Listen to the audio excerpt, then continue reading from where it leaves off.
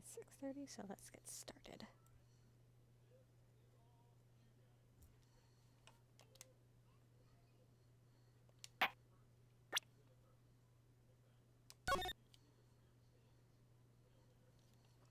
Look at this picture.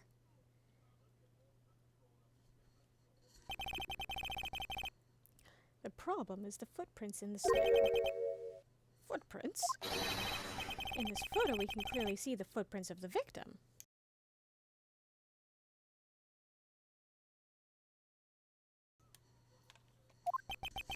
However, where are the criminal's footprints? They aren't there. Ay, ay, ay, ay, ay. So, Mo, exactly how did the criminal escape the scene?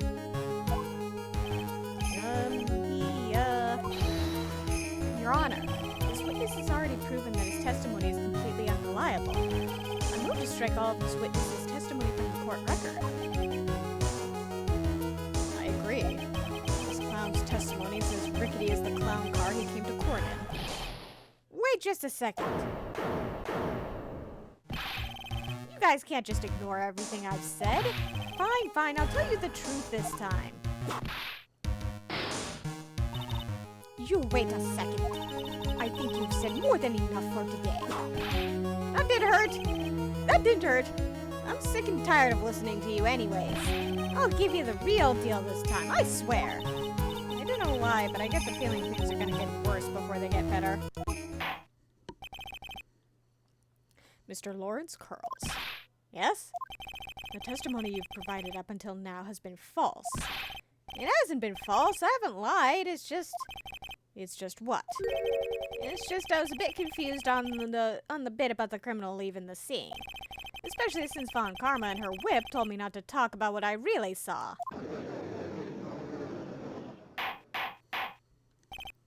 Order, order. I will have order. Franziska Von Karma, how could you?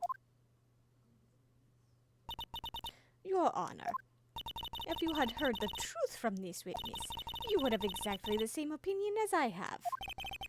What opinion is that? It's not funny.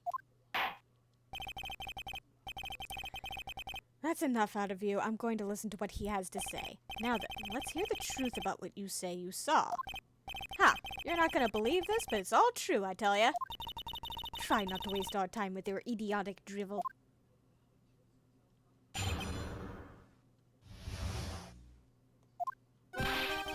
Now it's time for our next segment, Mo Knows. Everything that I've said up until now has been the truth. When I looked out the window, the ringmaster was down and Max was standing above him. He wasn't wearing his white roses, but he was wearing the silk hat. That's when I saw.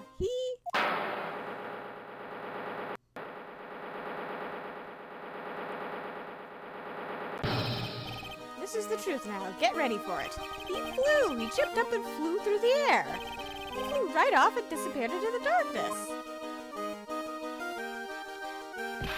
That's why there were no footprints. Flying people don't leave footprints.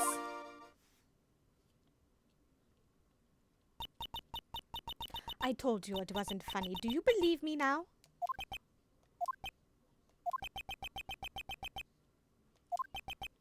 Well, that was, how do you put this into words? Maximilian Galactica is a world-class magician. But to leave the scene of a crime by flying, there's no way that actually happened. You're right. Why is she right? You believe the other witnesses. Why won't you believe me? Especially since it's the best part of the story. To be honest, this is the first time I've heard of a flying criminal. What do you think about this witness's testimony, Mr. Wright?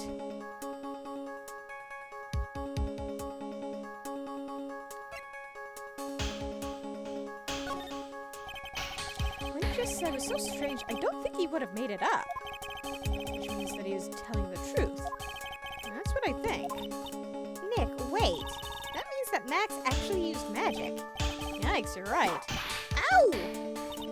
Only a foolish-looking fool could be fooled by such a foolish fool's foolish dream. Don't be ridiculous. Magic does not exist.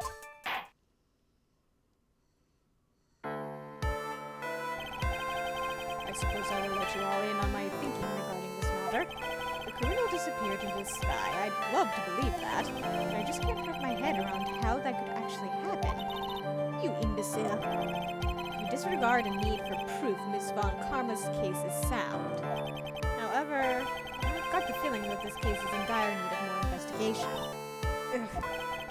Thus, I will conclude today's proceedings at this point. It's an undisputed fact that the criminal left no footprints at the scene. Tomorrow, I want us to find out the reason behind this mystery of mysteries.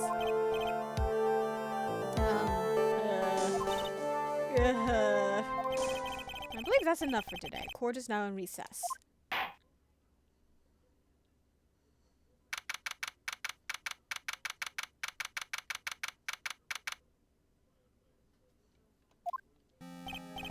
Hey, sweeties, what in the world is going on? That's what I want to know. They say the criminal flew off into the air and disappeared. Max, I can't believe I'm asking this, but you didn't fly that night, did you? I know you didn't need to ask me such a fabulously stupid question. I can't fly whenever I please. It's not that easy. But it looks so effortless for you on stage. It's not that simple. I'm not actually flying on stage.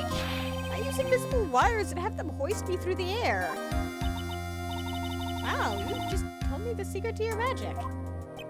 No, I broke the first rule, the cardinal rule, the only rule. I'm sorry, Max. I'm sorry you had to break a magician's creed to keep the magic trick secret. Nick, what do we do now? All we can do now is hope we find the flying criminal in court tomorrow. Great idea. Let's do our best to catch this sucker.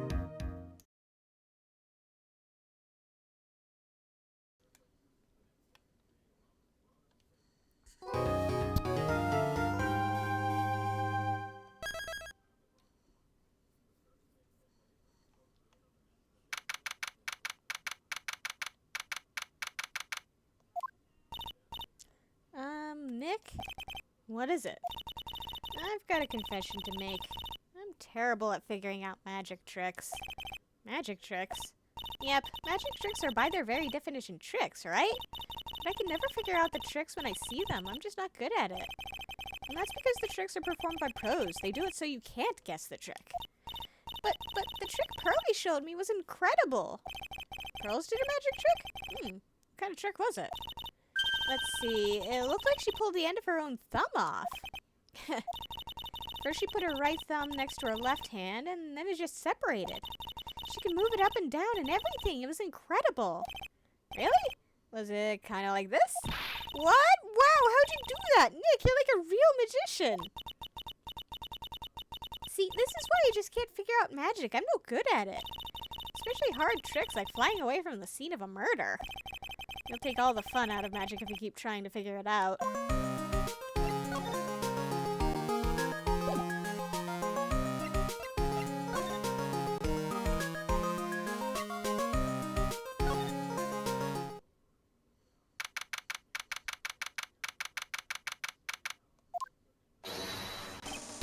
Oh, my sweeties!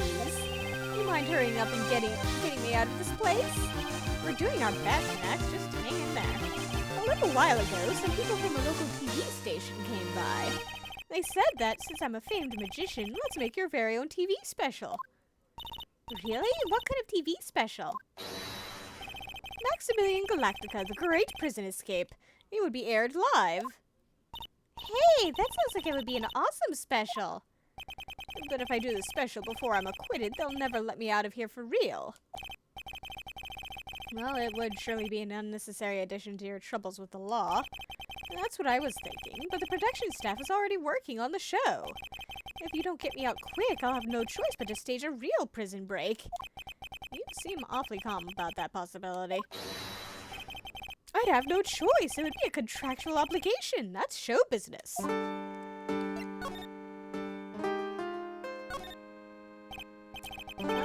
Another crime. You didn't happen to fly off into the sky, did you? Here's how everything went down, sweetie. At the time of the murder, I was sitting in the ringmaster's room. Not to mention, flying off into the sky is not just something I can do at will. I don't care what the stoogey clown says, it wasn't me. Max, you mind teaching me the trick behind flying? You'll have to forgive me, sweetie. The difference between me and cheap imitation magicians is that I keep my mouth shut, he says after spilling the beans yesterday. I don't teach people tricks, but I will say this much is much harder than you think.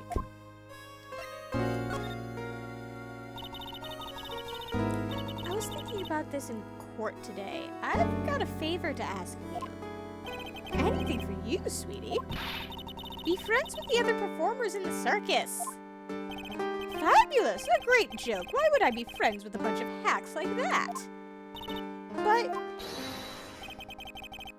I've won on the world stage. I won the International Grand Prix. International Grand Prix? Performers should always look to perform on the world stage. But the performers at this circus are completely and utterly devoid of ambition. That is something that I can simply not tolerate. Ambition, huh?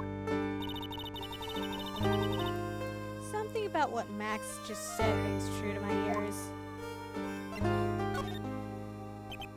Oh my sweeties want to hear all about the Grand Prix, don't they? To be honest though, I've told this story like 100 times already, so it's a bit boring. We're sorry to make you tell it again. You must not have heard me. I am really sick of telling this story. But what can you do? I'm Maximilian Galactica. I suppose I can tell it again. Voila! Here, take a look at this. I just happen to have a picture from the Grand Prix with me. Just look at that fabulous stage. That is the first stage that I ever flew on. I flew right over the audience. The crowd erupted into applause. At that time, I thought to myself that I could die right then, and die a happy man.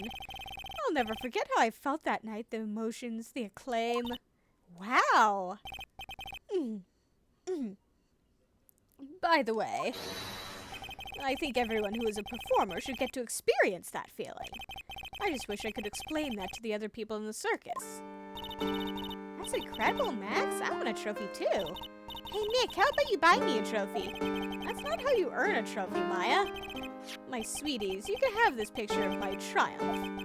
Just make sure you show it to all the other members of the circus. Watch and learn. That's what you should tell them.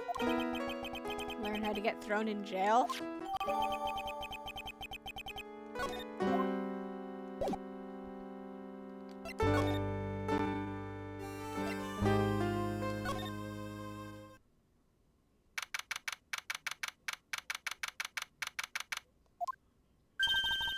You hear that? It sounds like two people arguing. Alright, let's do it. Are you ready? Yes. Wait. Quit your whining. Let's just give this a shot already. Alright. Go. Alright, go. Row, row, row your boat. Row, row, row your boat. What are you doing? Gently down the stream. Come on, you know that. I'm trying my best, but, this just isn't going to work. You enjoy saying dumb things, you're going to have to be on your own someday. If you can't handle something as simple as this, what are you gonna do then? Hello, Ben. Hello to you too, Trilo. What are you doing here? Can't you see we're on a secret crash training course? I'm sorry. Secret crash training, whoa. Yes, Trilo wouldn't give up until I said we'd try out his idea for a new routine. So, we were trying to sing in a round for a new ventriloquism act. In a round? You can really do that? That's incredible! See? Even they are surprised by the idea. I told you!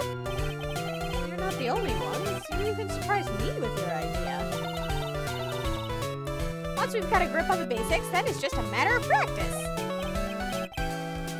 You think so? Oh, I almost forgot. I wanted to give this back to you. Ah, there it is! Now that I've got this ring back, it's time to take one more shot at Regina.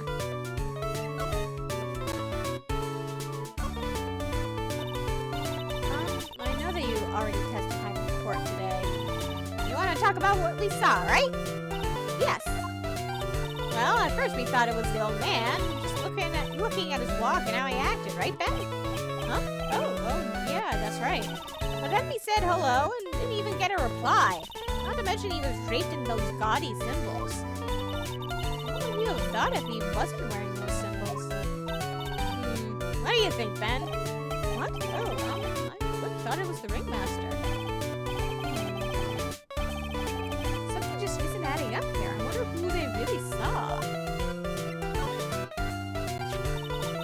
Something I could ask you about Regina. I'm completely serious about her. That's why I'm waiting for her even now. Really? That's so sweet.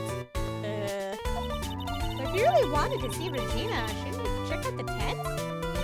Ha! You haven't got a clue about things, do you, sweetheart? Huh? Waiting like this is part of being in love. How so? If you had a clue, you would know that waiting is such sweet, wonderful torture. When your body aches for your partner's love, that's one of the best parts. Yeah, I knew that. Poor Maya. She's so red she looks like a vine-ripe tomato.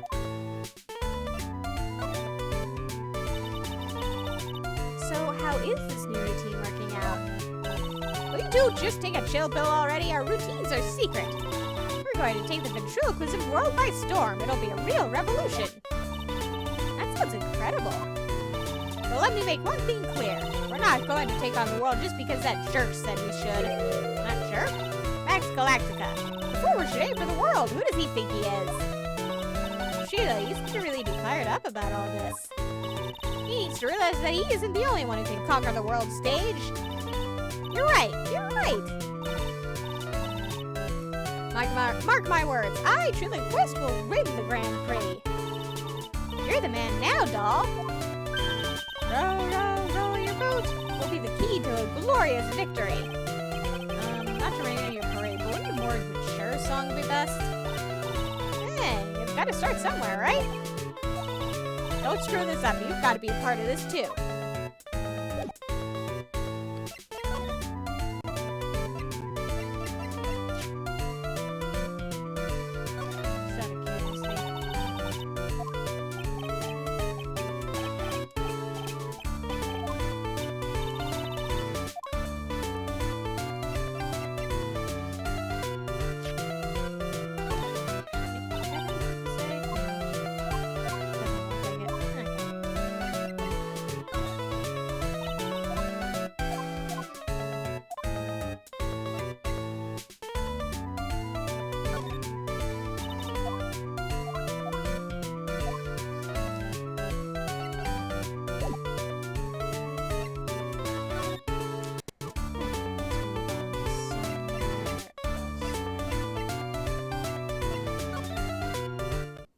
For the plaza then.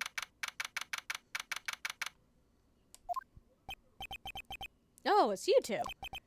You look like you just got hit by a truck. Shouldn't you get some rest? Nah, I'm taking a rest right now, pal. I've been listening to some crazy clown's life story. Ms. Von Karma told me to come down here and do this for her. Being bossed around by a woman, I know how you feel. Let me tell you something, pal. Listening to that old clown sucks all your energy. Every time he's done talking, he looks at you like you should be doing something. I think he's waiting for you to laugh at his jokes. I know that, pal. Do you have any idea how much your face hurts if you fake laughing that much? Francesca really set you up bad this time, didn't she? If you ask me, she should be listening to Mo herself. No way, pal. You're not gonna get me to backbite a woman with a whip. No way. Why are you defending her? Prosecutor Von Karma's always got her eyes on us. And every time you definitely don't want her to show up, poof, there she is. Don't show up. Don't show up. Don't show up. Don't show up. Don't show up. Looks like she's wound him pretty tight. She's directly above us as we speak. Huh? How's that possible? According to the clown, the criminal jumped from here and disappeared into the sky. And if that's what happened, it means the killer passed right by this window, pal. Oh, I see. Who lives in that room behind the window up there? The acrobat's got his room up on the 3rd floor, it seems. Pretty soon, Miss Von Karma's going to start her investigation up there. So don't get any ideas of going up to the acrobat's room. Got it, pal? Von Karma. Once she's done with her investigation, I think I'll go up there and check it out.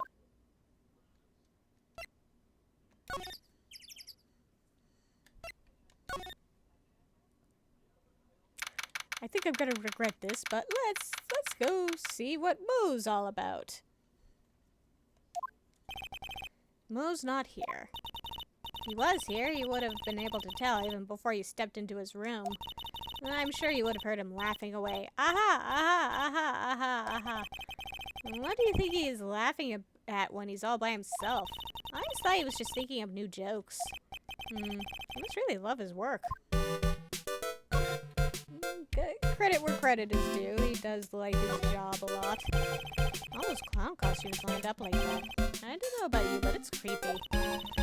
Look at the collection he's got. It's incredible. It must be a collection of clown costumes from around the world. Oh, I almost forgot. And what is it now? She better not want me to try one of those on. I was thinking of starting a costume collection myself. I'll call it World Spirit Channels. We can display it in our office. In our office? As soon as you start paying the bills, you can say that.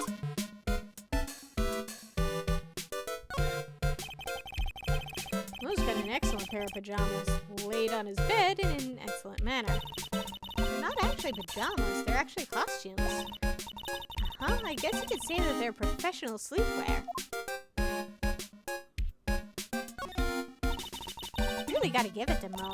Slipping on a banana 100 times a day, that's incredible. Maybe I should try giving it a shot myself. I guess I'll start out by juggling. Maybe you should start with spirit channeling, just a thought.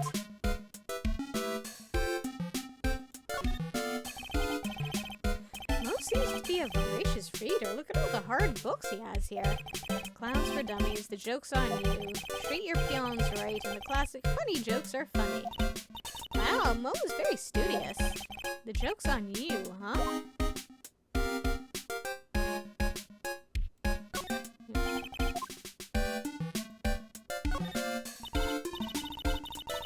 Clown equipment is so funny looking. It's got a balancing ball, a unicycle, he's even got a trampoline.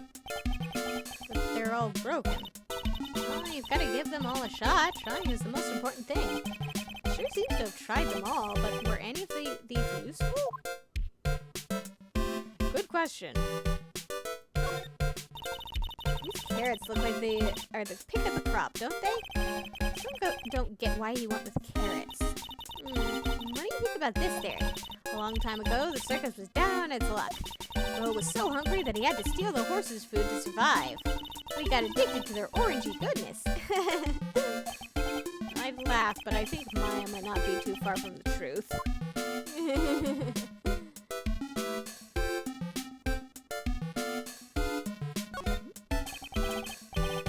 Look at the ceiling. Looks like someone punched a hole in it. You're right. I wonder what happened. I don't even want to imagine what goes on in here.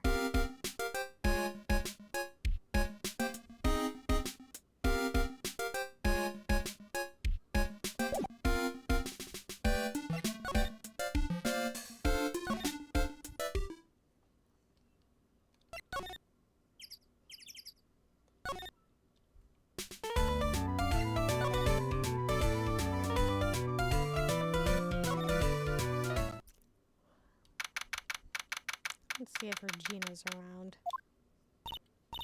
Huh? Where's Regina?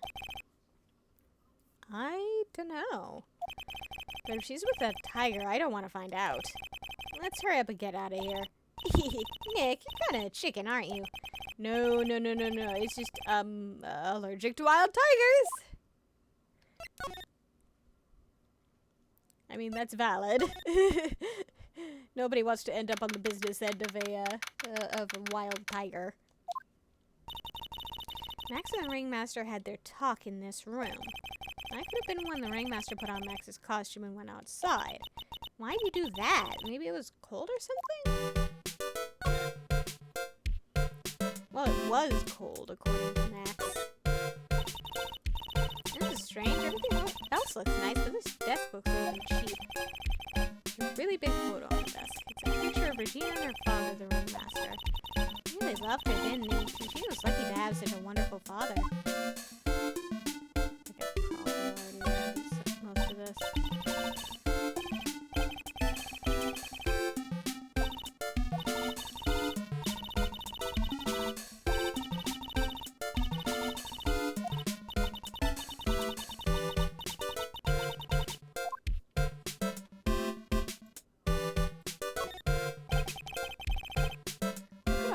stars on this poster. They must have been in the poster they used to promote their public appearances. Posters are the way to go, aren't they? What do you mean? We should make posters to promote our law firm. Spine-tingling legal action, mind-numbing legalese. You will say, wow! Or perhaps, hold it, don't miss out on a stunning life-or-death courtroom thrill ride. With those taglines, our law firm would sink faster than the Titanic.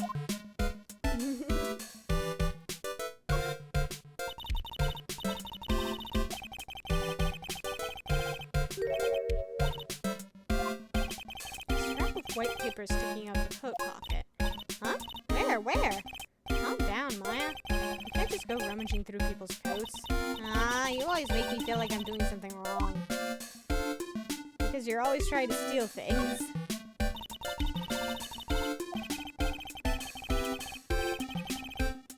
It's quite a collection of the most understated colors. Shocking pink, for example. So understated.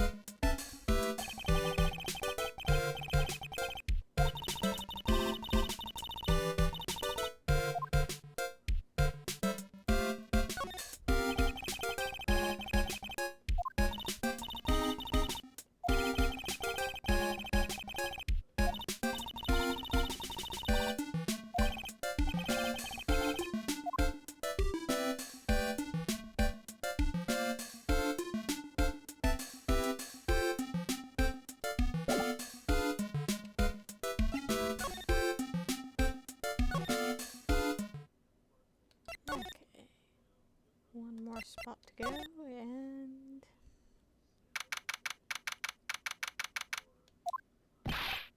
Alright, welcome to the wonderful, the fabulous, the cafeteria! Yikes, he's in an awfully good mood. Alright, you know what time it is, riddle time! Why does everyone cry when they eat Mexican pizza? Come on, you can answer this, it's easy. Because cafeteria Mexican pizza is possibly a weapon of bowel destruction. Buzz, wrong. Try again. Okay, what do you think, girlie? I got it. Okay, what's your answer? Because they're in the cafeteria. Exactly. It's an incredibly sad place, that cafe. Ah ha ha ha ha ha ha ha. I did it. What's going on? He's being too nice.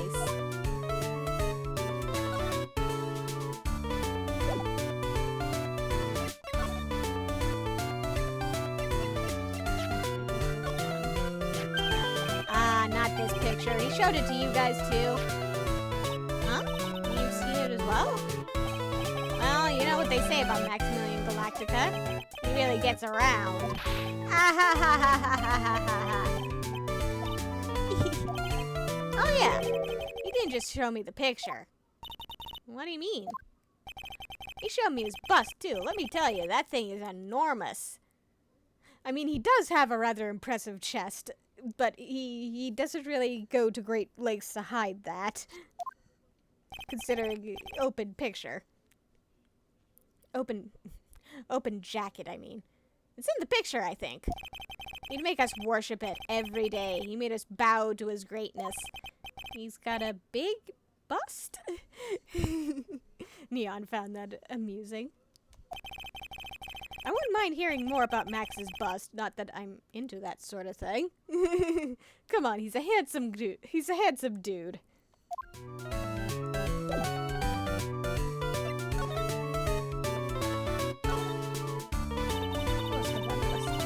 Today's been a really crazy day, hasn't it? You're telling me. I didn't think it was going to be so tough.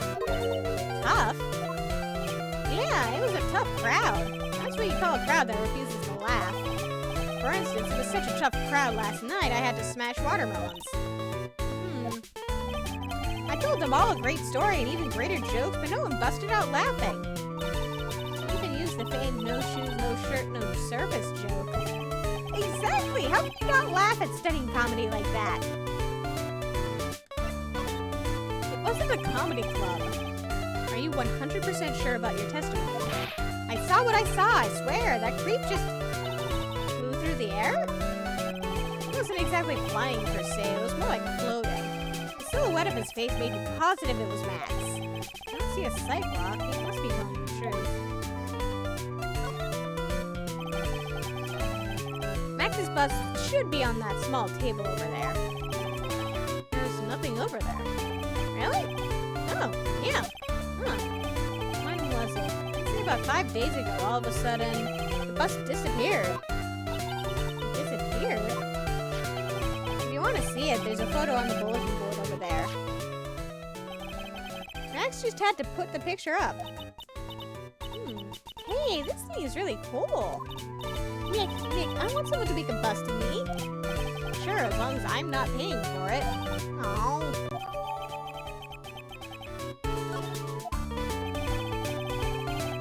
Is there anything else that's changed about this place?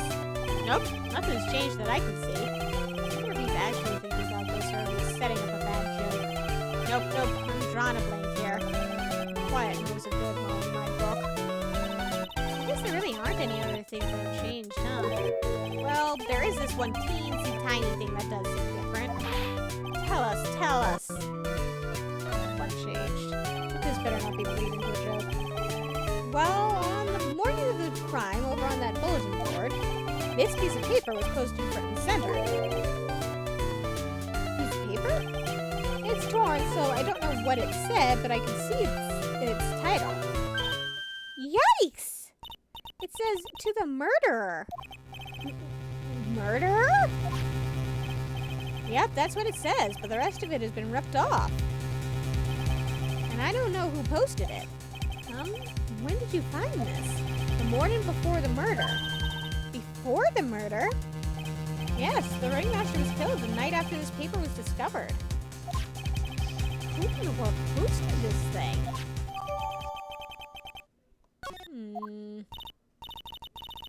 Nick, I think this is a very important clue. Yeah, I'd say it's pretty damn important.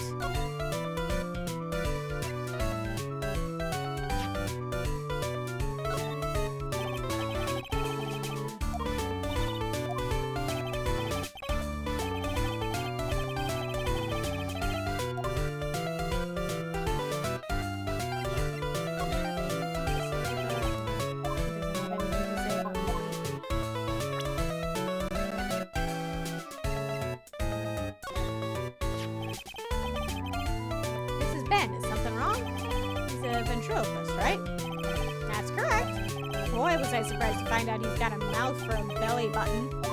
Ah ha ha ha ha ha ha.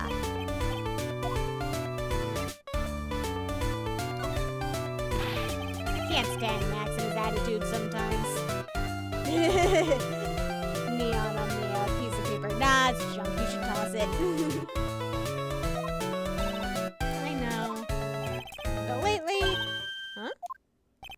It's just, lately I've started to understand what he's always going on about.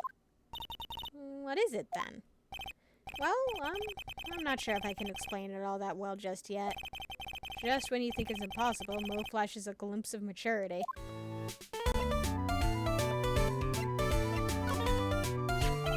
That's the ringmaster's daughter, Regina.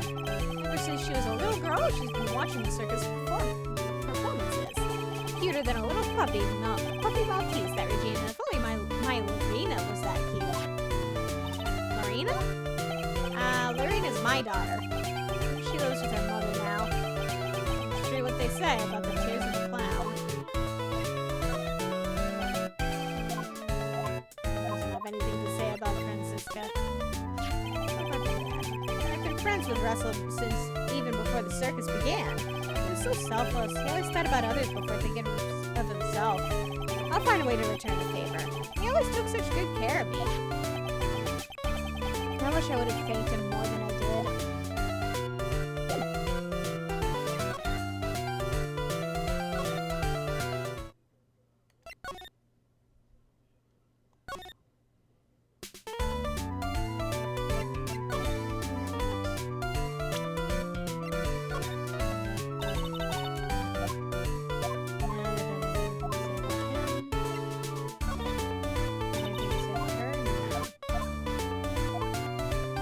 A whole lot more forthcoming with information.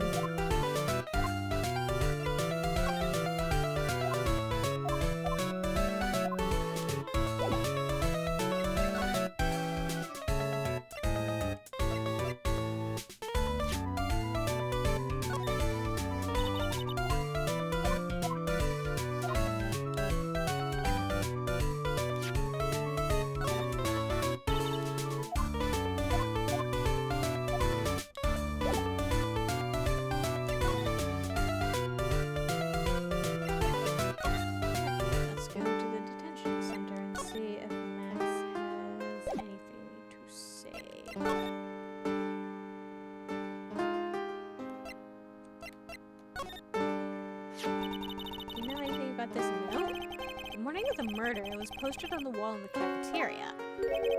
I do know all about that note. When I read it, my heart certainly skipped a beat. Your heart skipped a beat? While I was enjoying my morning tea, the ringmaster and me entered the room. And company? I guess it wasn't really a company, it was just the ringmaster and my sweetie pie. When the ringmaster read the note, he turned an incredible bright red. All of a sudden, he tore it off the wall and shoved it into the pocket of his tailcoat. Really? Out of curiosity, what in the world was written on that thing? Let's see. Uh-huh. Oh, I don't want to steal the fun from my sweeties. Go and find out on your own. I'm sure you can find it somewhere. You might also want to ask my sweetie pie princess.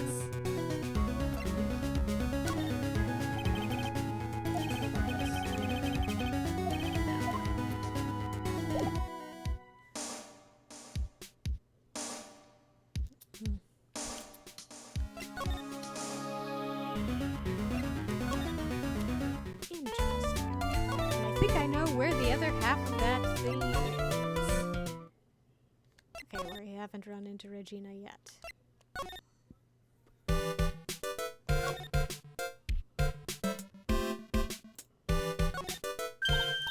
Hey, do you see that? Neon was like, Max, tell us about your bust. Yeah, Max, tell us all about it. There's a scrap of paper shoved into the pocket of the tailcoat. You know, I've got a feeling I know what that is. I bet that's the other half of the note that Mo gave us. Then let's hurry up and check this thing out, Nick. I knew it! It fits perfectly with the other piece. What does it say? What does it say? To the murderer, I have conclusive evidence of what took place. Meet at 10 p.m. tonight at the Lodging House Plaza. Tonight at 10 p.m. That's when the murder took place. Now we need to find out who called out the ringmaster.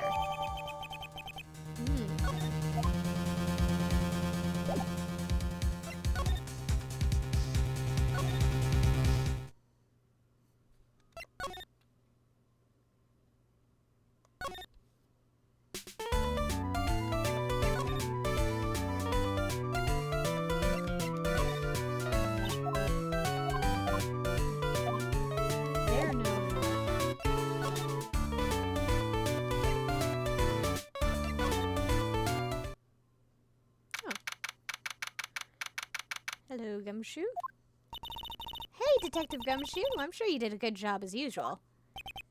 Well, I am done with the investigation of the acrobat, finally. And with Miss Von Karma.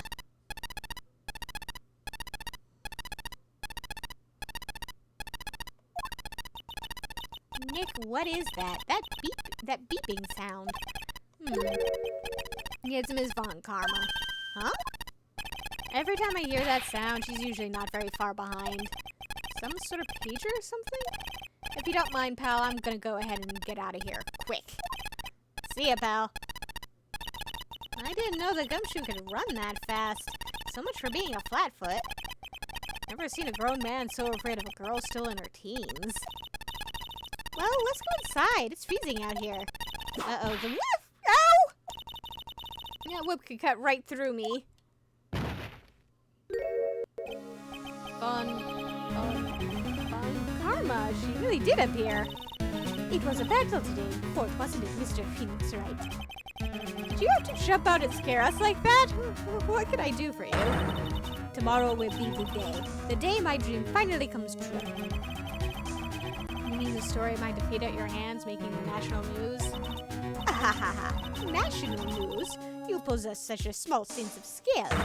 The global news, Mr. Phoenix Wright, your miserable plight will be known internationally. I think she might be overestimating the importance of a win by just a smidge.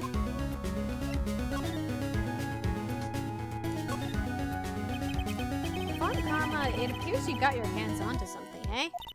Ha! I'm amazed you picked up on that much. Anyone could. You couldn't hide that look of victory with 10 paper bags on your head. I've got conclusive evidence and a conclusive witness. Need any more hints? conclusive witness. You must mean the acrobat, right? I'm putting in summons for him to be called as a witness as we speak. It's the final nail in your coffin, Mr. Phoenix, Wright. Yeah, I get it already. You want to be to destroy me. Can't worry about her. I've got to try and find out more information myself. Why do you keep giving Nick the evil eye? It doesn't matter if you prove the defendant guilty tomorrow. Nothing will be able to bring your dad back. My dad? You must mean the esteemed Manfred von Karma. Of course, your dad. I know you miss him. Enough out of you. One more word and you'll get a mouthful of whip. Now, when did I ever bring up my papa's name in this or any other conversation?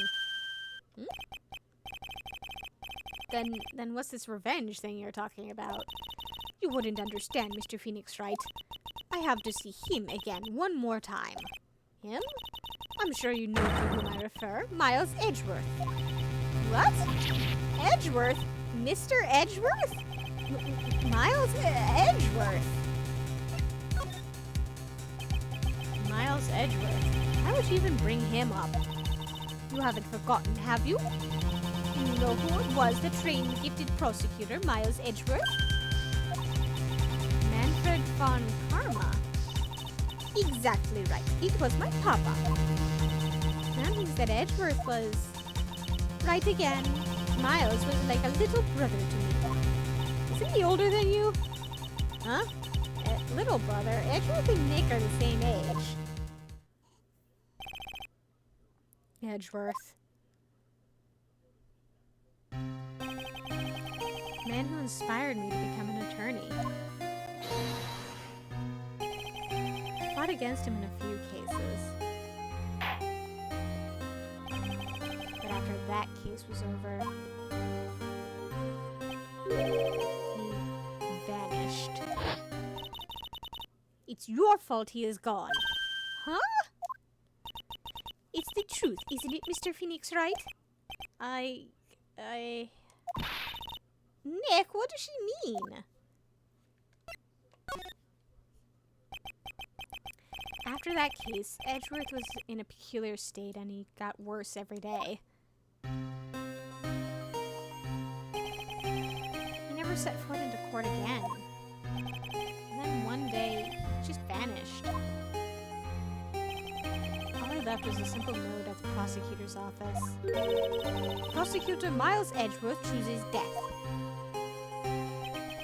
That was 1 year ago. God damn, melodramatic much, dude? It was right after you left to go back home.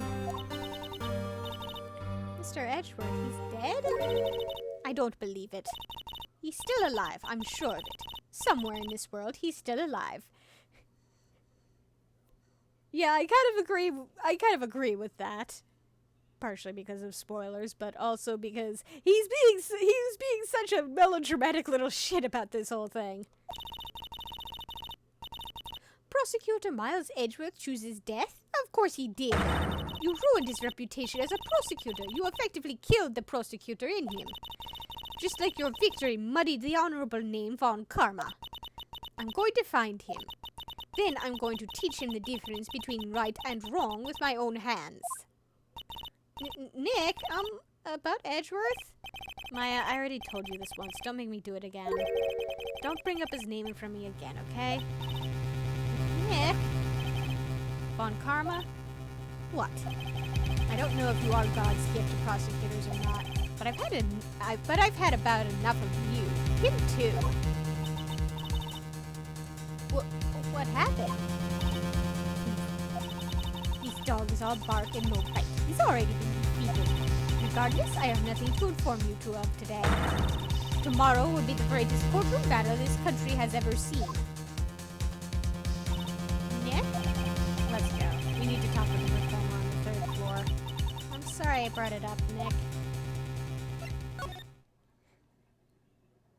And... actually... let's go back in his room. Okay, quickly back to the cafeteria then.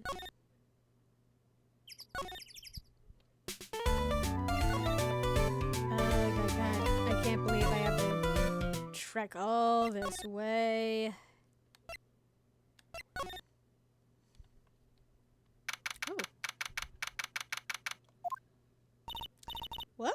Mo's gone. There's a message on the bulletin board.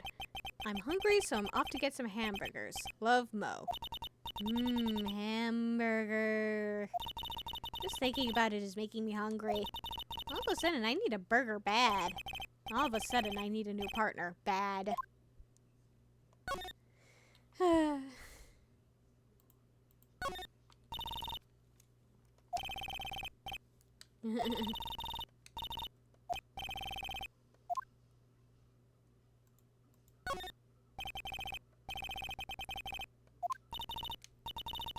Max is ringing. It must be his VIP table. Ah, yes. This is where the thing would have been on.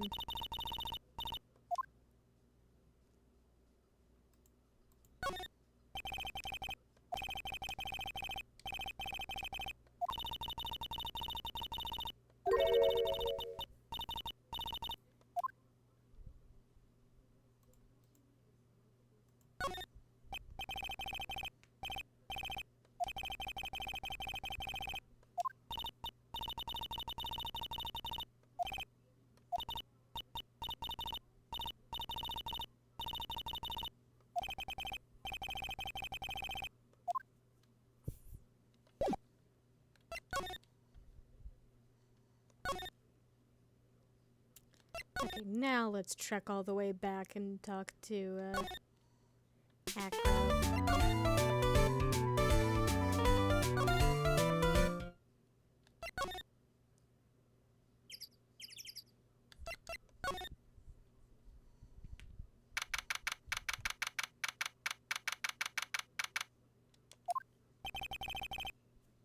So this dude is in a wheelchair, and he's on the 3rd floor. I hope there's some accessibility measures in place for this poor dude, because oh dear, that would be laborious to get up and down. You must be Phoenix Wright. Yes. Pleased to meet you. I'm Ken Dingling. But here at the circus, everyone just calls me Acro. Mr. Acro. How do you know my name? The detective told me. He said you'd definitely show up here. Thanks, Gumshoe. Acro, you're a member of this circus as well? That's right. I mainly perform on the tightrope or the flying trapeze. But nowadays, all I perform is in my wheelchair.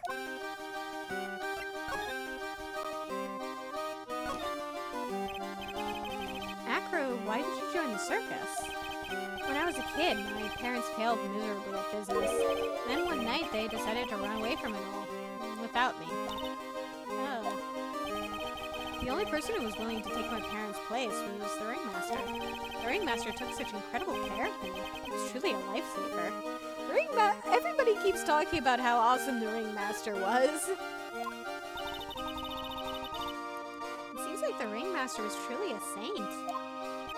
He was. That's why I decided to do something very important. I decided that I would devote my entire life to finding a way to repay him. And now, I thought someone repaid him for all the good in his life. It's such a shame. Sometimes I think that he was almost too kind. Perhaps he was too kind to his performers. Perhaps he was too kind to his daughter. I wonder if he spoiled Regina. Regina's so cute. She's truly a princess. Truly a princess? Are you sure that's a good thing? Do I detect a hint of a grudge against Regina? I'm sorry to ask, but why are you in a wheelchair? Really out of curiosity. How old is Acro? 26.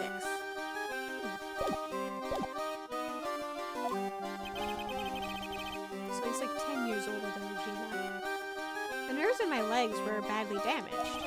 And you can't walk now? I can't even stand now.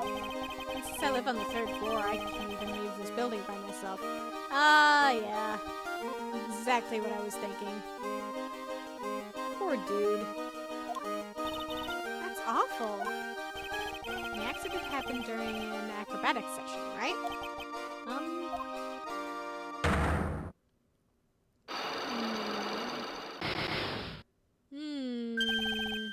A psych lock? It doesn't seem like Acro's injuries were acrobatic in nature. What's on your mind, Mr. Wright?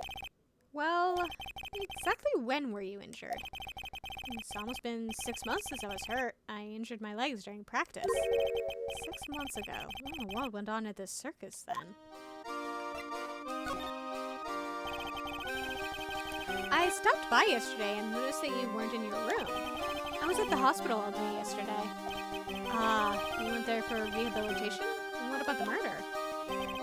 Of course I knew about it. I spoke with the police before they allowed me to go to the hospital. Before I got the call from the prosecutor, I was convinced that it was all a dream. Huh? I just couldn't believe it when I saw what I saw. What you saw? Jeez, that sounded really ominous.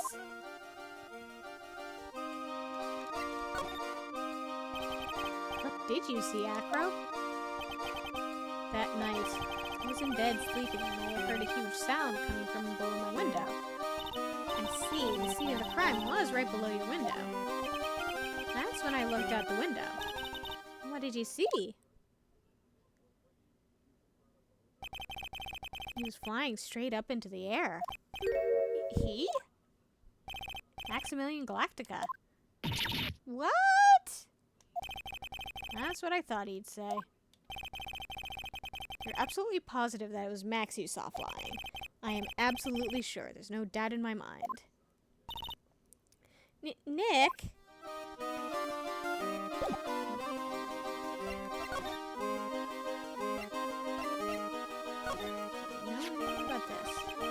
What's this? That's what we want to know. It was posted in the cafeteria the morning before the murder. In the cafeteria? What happened? He suddenly looks incredibly serious. If it's got something to do with her, then you should go straight to the source. Her? Regina, ask her about it. Do you know anything about this? Maximilian Galactica, right? You'll have to forgive me, but I try not to think about him. Macro won't even look at it. Looks like something's really weighing on him.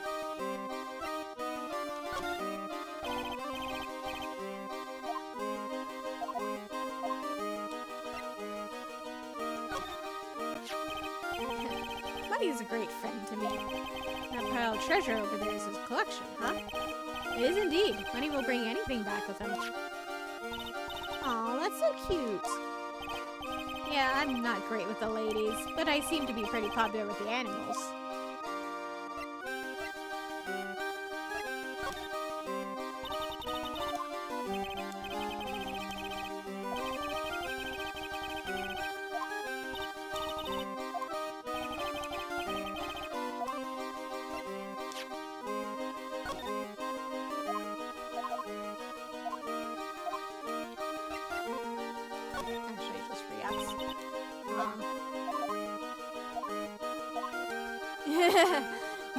Neon points out that chicks dig him. Of course.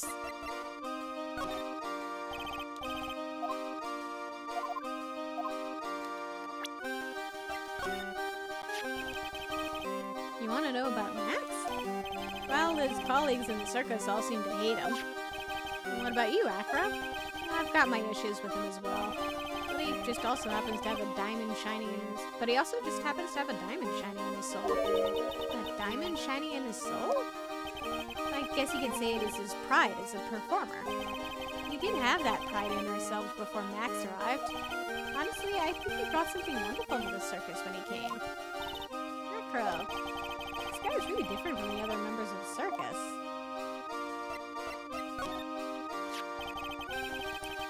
I was hoping you could shed some light on Ben. Well, he'll always be here. And as long as he's here, he really can only continue to be a ventriloquist. Whether that's a good thing for him or not, I'm afraid I can't really say. Regina. She's cool, isn't she? And can you believe such a cute girl is an animal tamer? Maya, your gait is showing. It seems animals are not the only things she tames. Huh? Max, the ringmaster, Ben. She's got them all under her thumb. What do you mean by that? maybe I went a little overboard. It's just Regina's innocence. She was incredibly sheltered as a child. I'd say it seems that way. That's why she can be so cruel. What? Regina is just like the animals she claims to tame. She's innocent, thus she can be cruel. I wonder what happened between Acro and Regina. Yeah, it sounds like there's some beef there. Even if it's not intentional. The Ringmaster. He was even more than a father to me. When he took me in, the circus was in bad shape. It was obvious that he had no real way of supporting us. What does he mean by us? Is that why you started with acrobatics? Back then, I was only 9 years old. I begged the Ringmaster to let me try, and he finally gave in. Having a kid in the circus was probably the last thing in the world that he wanted. I just thought he'd be helpful, so I could help the Ringmaster. That's such a nice story.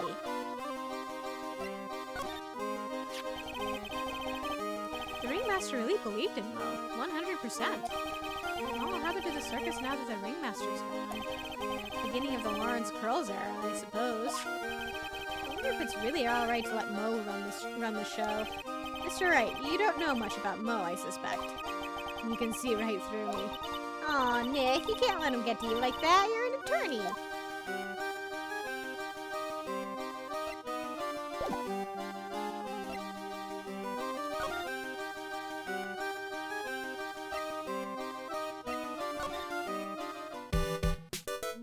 Mo's still not back.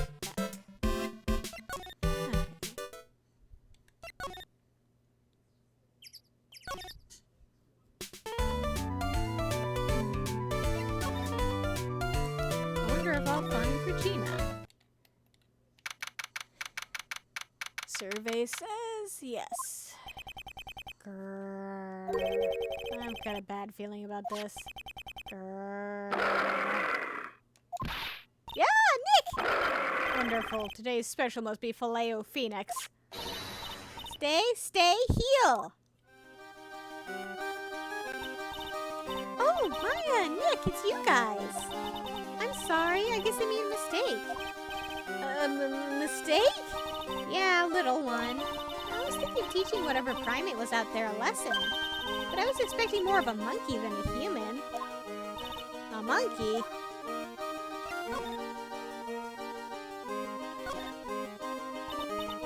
It's a pity about what happened to the Ringmaster. Dad? Everyone loved him, didn't they? He must have been quite a man. He was! I love my dad so much. I hate to say it, but she doesn't seem all that broken up about her father. That's why I feel so lonely. Now that I won't be able to see him for a while. For a while? Yeah. When Leon died, I talked with my dad, and he told me that when someone dies, they just become a star in the heavens. Star? That means that my dad is looking down on me from the sky. That's why I love the night so much. I can see everyone who's gone. When someone dies, they just become a star in the heavens. That's kind of sweet.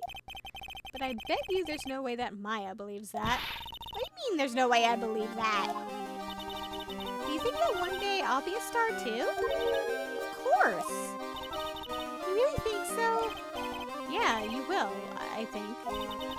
I've got a feeling that everyone is doing great up there in the sky. I wonder if everything's alright with Regina.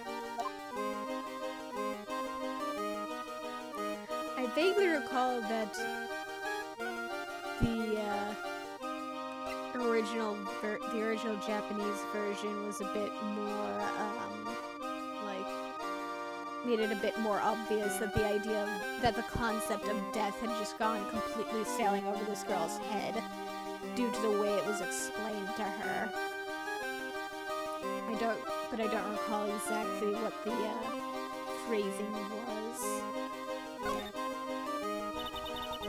Just to go back and clear something up, why'd you want to teach Money a lesson? Because he's a meanie. It's got something that means a lot to me. Something that means a lot to you? It must be something shiny, right? Actually, it's a stage costume. It's got lots of spangles. It's really beautiful. You should see it. What are spangles? When the costume gets hit by the spotlight, it dazzles. Hey, Mr. Attorney! Huh? If you saw that monkey, you'd get my dress back for me, wouldn't you? It's really important to me. Gladly, but of course, I'll get it for you. There's no way you can say no to this. Sure. Leave it up to us. There's no way I can turn down that request. Yay! You're really gonna do it?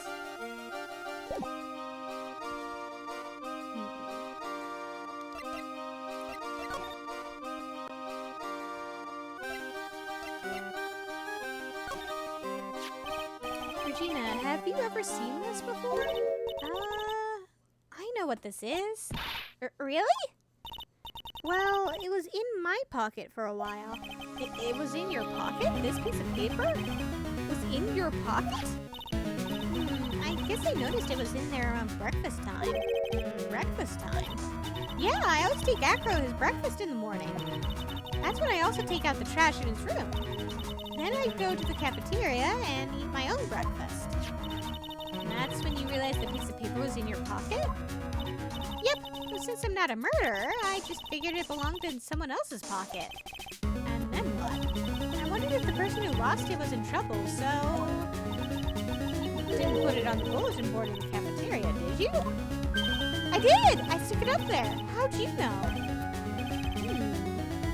So it was Regina who put it up there. When did this happen? The morning of the murder, I think. That explains a lot. I wonder who wrote this.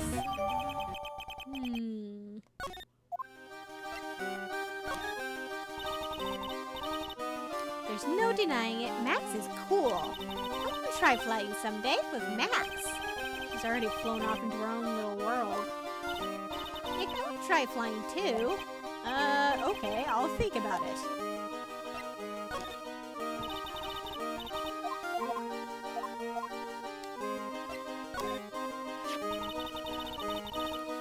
Loves to cause nothing but trouble, that cute little monkey. But don't you think using a tiger to scare him is a bit much? Huh? Why's that? Do you really have to ask that? It's dangerous to use a tiger for that kind of thing. It's not dangerous at all. Regent's just a little kitten. I've seen plenty of kittens, and that's no kitten.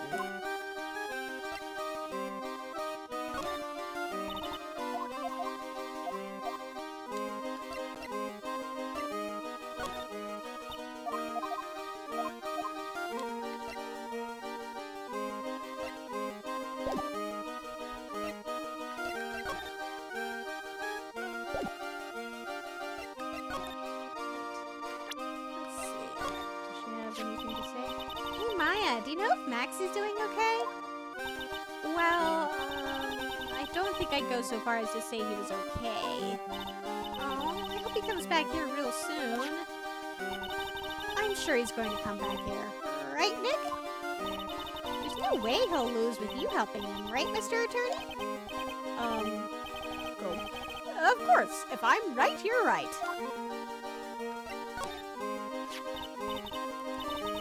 That guy, his name is Ben, right? Huh? You don't know him? I don't know, he didn't really catch my eye. He's friends with Trilo, right? Wait, we're the ones asking the questions around here.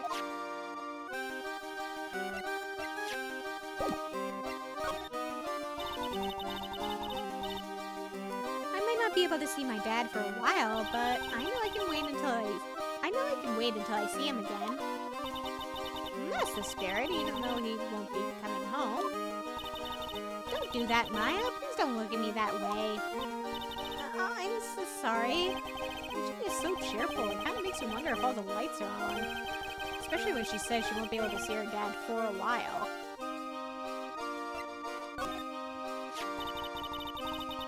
He's been a good friend to my dad for a really long time now. My dad always said, when it comes to who I can entrust the circus to, it's definitely Mo. Yep, that clown is one lovable stooge.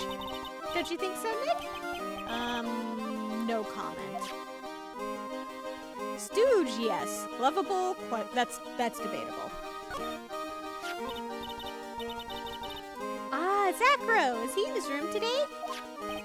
Yes, he is. We just came back from a meeting with him. I hope his legs get better soon. I Acro's so incredible, especially on the trapeze. The trapeze is that enormous swing hanging from the top of the tent, right? Yep, that's it. I really want to see him up there again. Acro the Acrobat. That's strange. Acro doesn't seem to have very many nice things to say about Regina. But Regina seems to like Acro just fine. That is interesting, isn't it?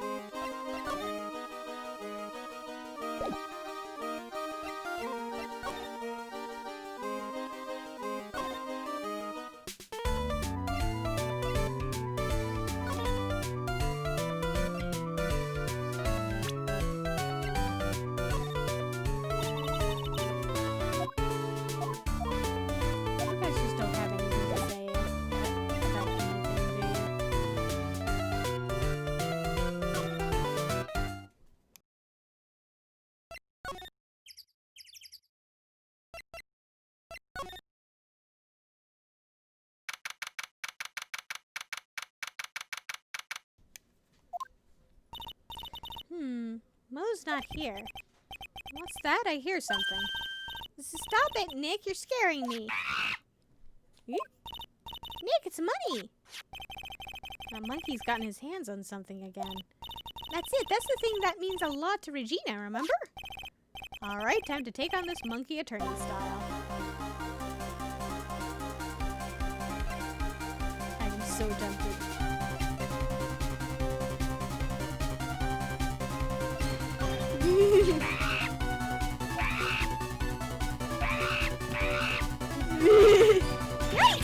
Ah! I tried to have a monkey-to-monkey talk with him. I really did. Nick, what's that? I swiped it while Money was distracted. Really? You're really on the ball today, Nick. Let me see it. Let me see it. Huh? You can see it fine from where you are. You know what I mean. I really want to try on Regina's costume. Maybe then they'll take you in at the circus and I can get some peace and quiet. What's the matter now? It doesn't fit me at all. Oh well, guess it's time for you to lay off the burgers. Not to mention it doesn't look like something any girl I know would actually wear.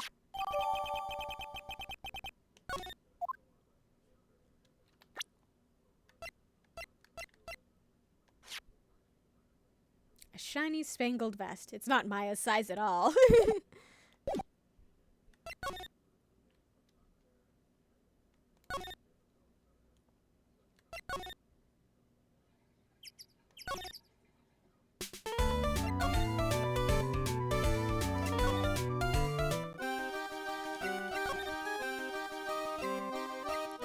Got the costume for you. Here you go, Regina. Yay! Thank you! You really got it back for me! Don't mention it. I love you, Mr. Attorney. Blush. It's nothing. No wonder guys melt the mush in front of this girl. Hey, Regina. That costume is yours, right? I tried it on, but it didn't fit me. Huh? This costume? This isn't mine. It was Leon's. Leon's? You know, the line she told us about. Oh, the one that someone killed.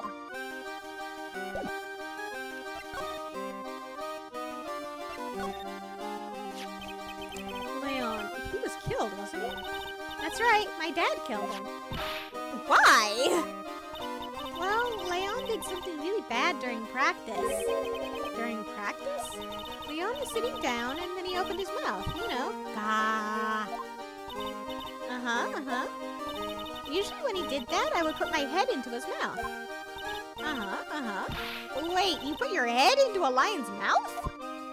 I sure did. The people in the crowd always loved seeing me do that. They'd always start screaming. You sure they were screaming because they loved seeing you do that? Anyways, what was the bad thing? Oh yeah, Leon bit someone during that practice. Regina, everything was alright though, right? No, it wasn't alright. That was the problem. My dad was incredibly angry. And that's when Leon... Yeah, that's when he became a star in the sky. Poor thing.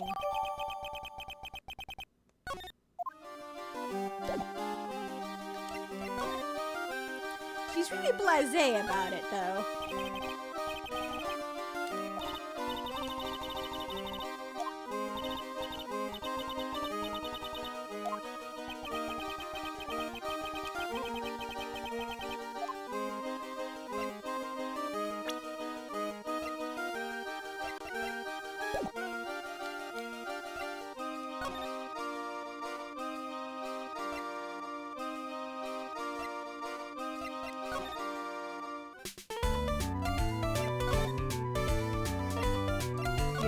say about Leon? No. You guys just don't have anything to contribute to this whole debacle, do you? Let's see if Max has anything to say about him. Is Max even around? He must have taken Max in for questioning again. There really isn't anything that we need to ask him right now anyway. You're right, I guess. Alright, let's go then. Well then. Never mind that.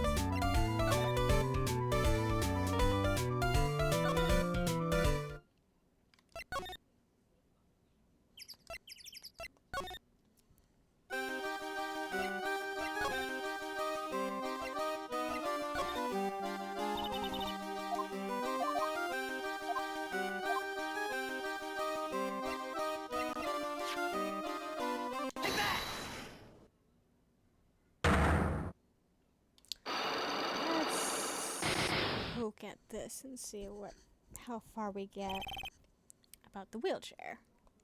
I have to ask you, how were you injured? I'm sorry, I thought we talked about this. It was an accident that happened during practice. An accident during practice? Yes, unfortunately acrobats are prone to all sorts of injuries. He's lying. If that were the real cause, he'd have no reason to keep it secret. Acro, are you really telling me that a practice accident was the cause of your injury?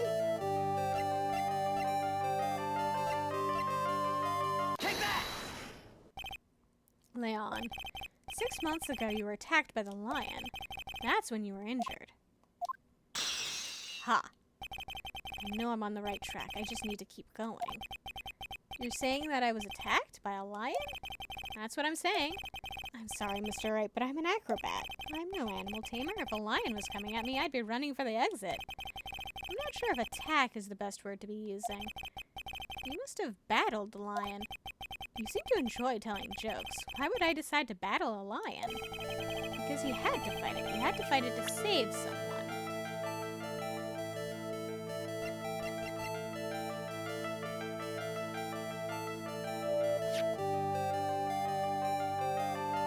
Take that!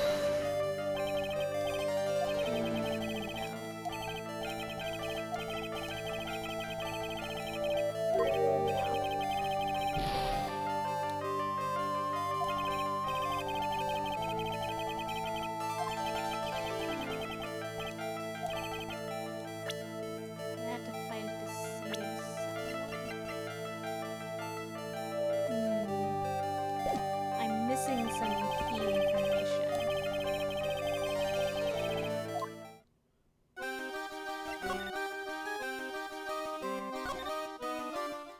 Are you back yet, Mo? No.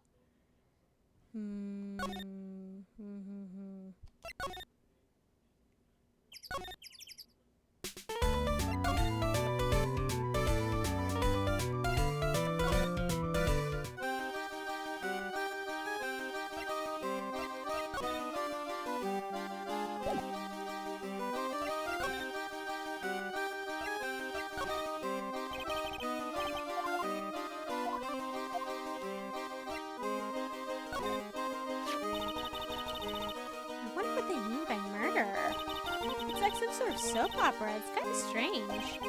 Strange is probably too nice of a word.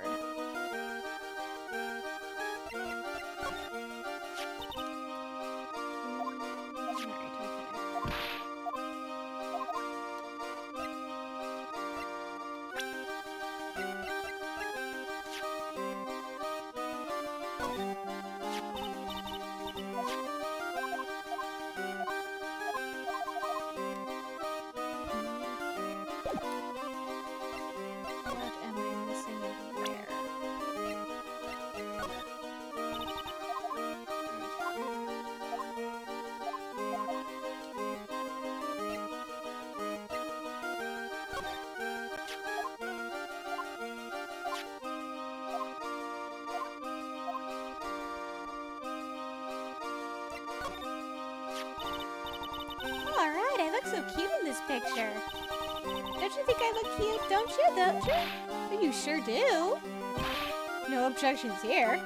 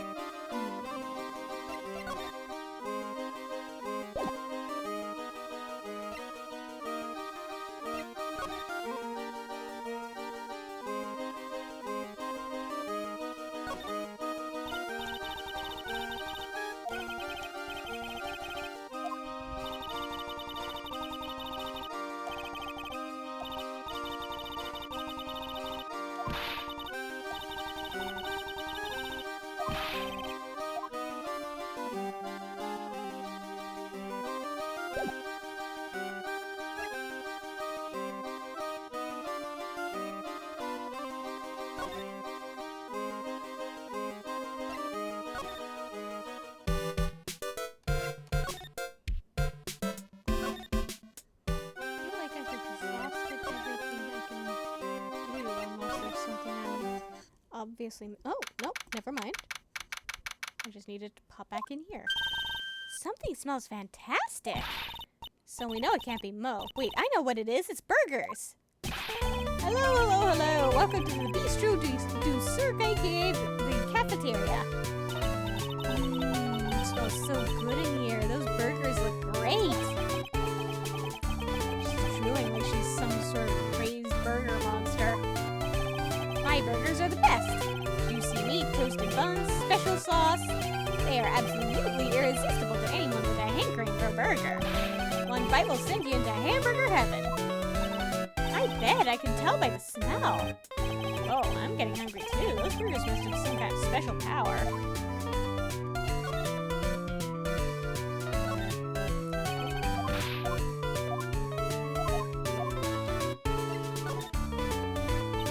Now that the ringmaster is gone, what are you gonna do? That's all I've thought about the past 2 days. Everyone loved Russell. You've heard Acro's story, haven't you? Like how he was adopted when he was younger? He's calmed down a bit now, but when the murder happened, he was livid. Acro was so upset that he said he couldn't go on. He was that upset? Yes, he was. Anyways, I gave it some thought.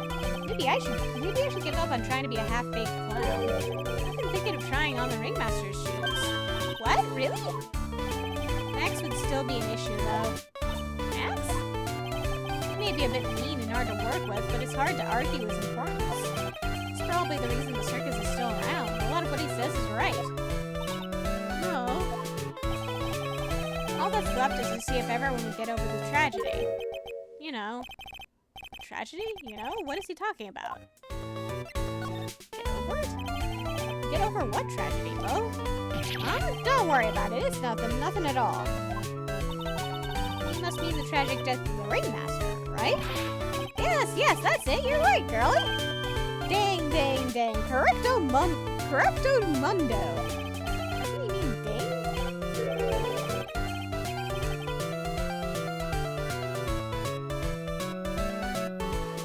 Mo, I mean no disrespect here, but are you lying to us? No, not at all. What makes you think that? Just the way you said if everyone would get over it seemed a bit strange. It sounded like you were talking about something from a long time ago. No, I'm right, aren't I? Aha!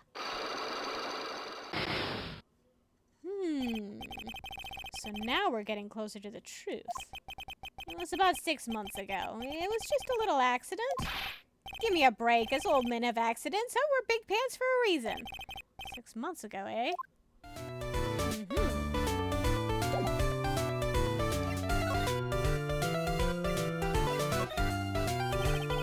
You wouldn't know it, but I was responsible for naming all the animals of the circus. You named Money the monkey and Meejit Regina's tiger? Guilty as charged. But Leon got his name from the ringmaster. Really? He always said keep names simple and easy to associate. Nick's name is easy to associate, right? I always told Russell, if that's what you think, then call him Lion the Lion. It's a great name, don't you think? Imagine if he could talk. I'm Lion! Ha ha! Ha ha ha! Lion. But that's when Russell said, don't lie to yourself, that name is awful.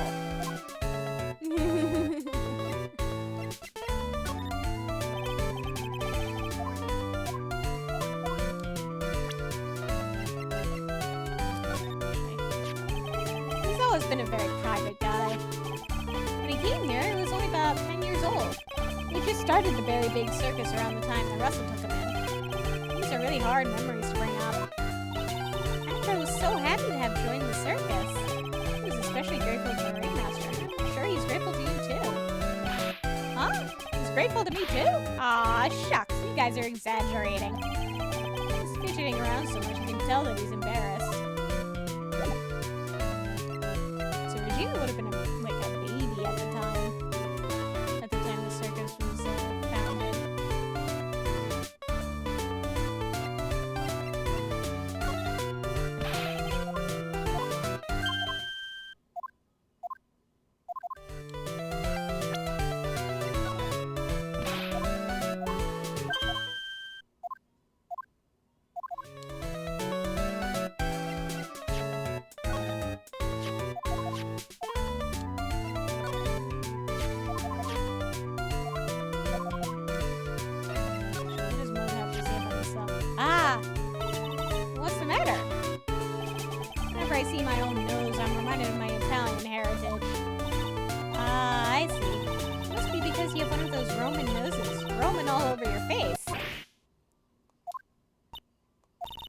I didn't cross the line there, did I?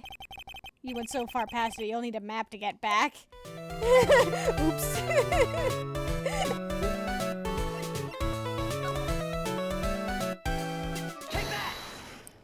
So, let's see about this.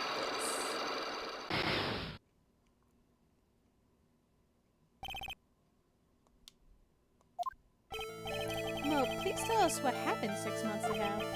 What in the world went on at this circus? Okay, there's no need to look so scary when you ask me. Hey, look over there, some juicy burgers. Let's eat instead. Unfortunately, I'm more of a grilled chicken sandwich man myself. Actually, I've got an idea of what happened back then.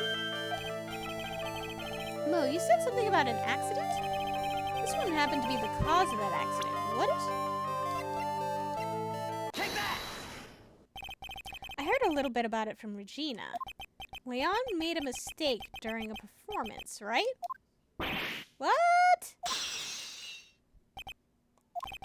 I told them so many times.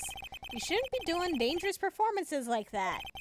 Putting their head inside of Leon's mouth was part of an act? But Regina believed in Leon. She believed so strongly that the ringmaster went along. He could never say no to her. Out of curiosity, who was bitten? Come on, Mo, don't climb up on me now. Who did Leon bite on the head? Well, I promised I wouldn't say anything. You promised? He's involved in this, too. He's involved, huh? Mo must be talking about... Mo, is this the person that you promised you wouldn't say anything? Take that! You must have been Acro, right? How'd you know? Just a hunch. Don't worry about that, Mo. Getting to the bottom of this accident may help solve what happened to the ringmaster. No way. I need to know the truth about what happened to Russell. Please tell me what you know. I'm sorry, Acro.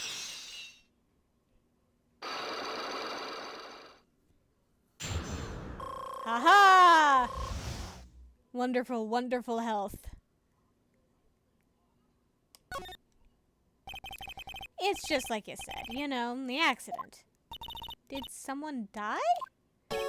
No, but it would have probably been better if he had.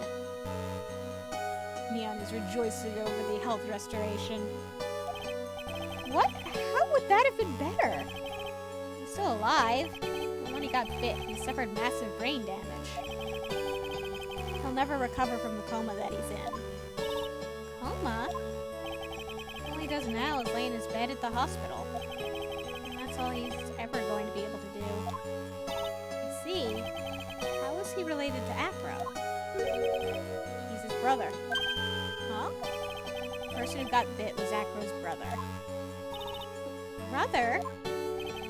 They were an acrobat team of brothers. Acro and Bat. Cute nicknames, I thought. Anyways, they were an incredible team. Cut down at the same time.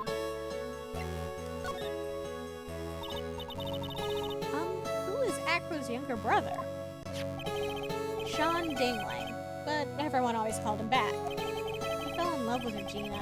Trying to win her love was his downfall. Everyone seems to fall in love with Regina. 6 months ago, while we were practicing, all of a sudden Bat blurts out, "Let me perform with Leon." Why'd you do that? I don't know, but that's what caused the accident. Oh no. I'll never forget that moment.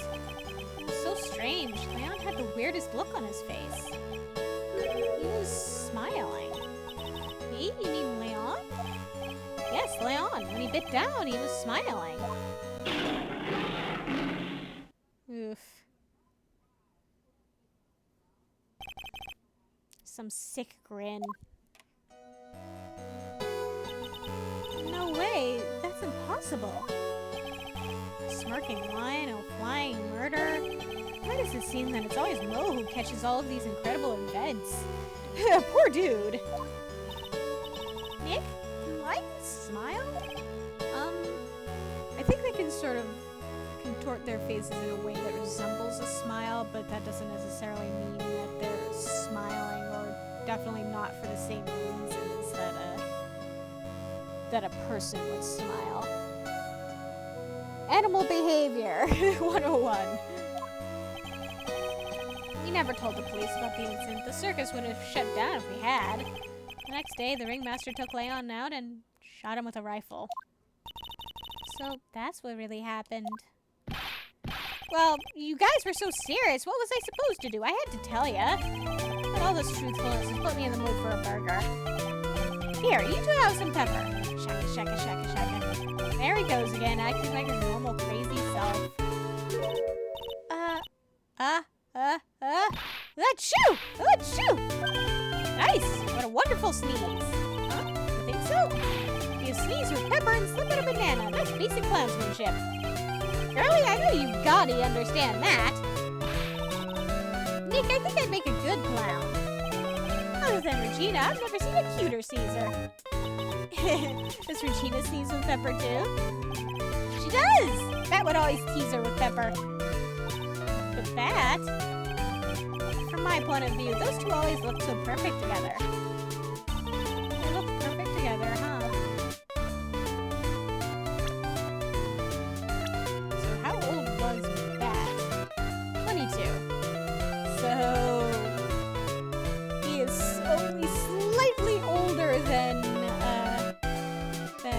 Max. Why are all these grown men crushing on this literal child? This is really awkward here.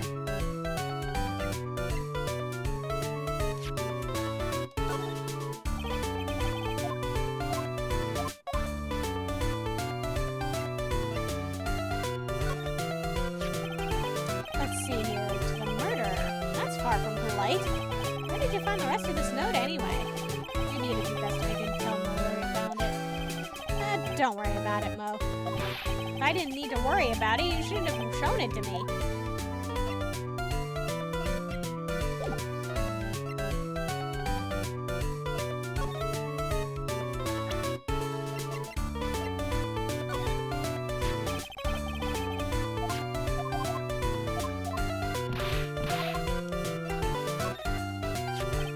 When you think about it, he really was a good guy.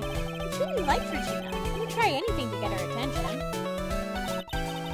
He seems like a good guy. Back then, Acro was always laughing. But I guess that everything backstage of the circus isn't always rosy. I see. It's harder than you think, making people laugh all the time.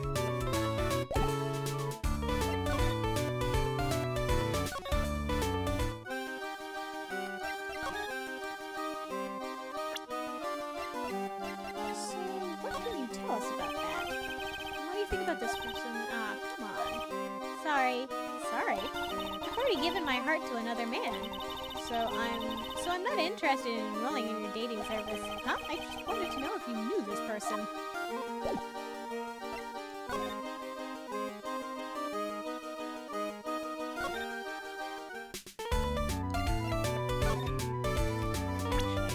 Are you gonna say anything interesting about that? No. You guys are just here to stand around and look pretty, I guess.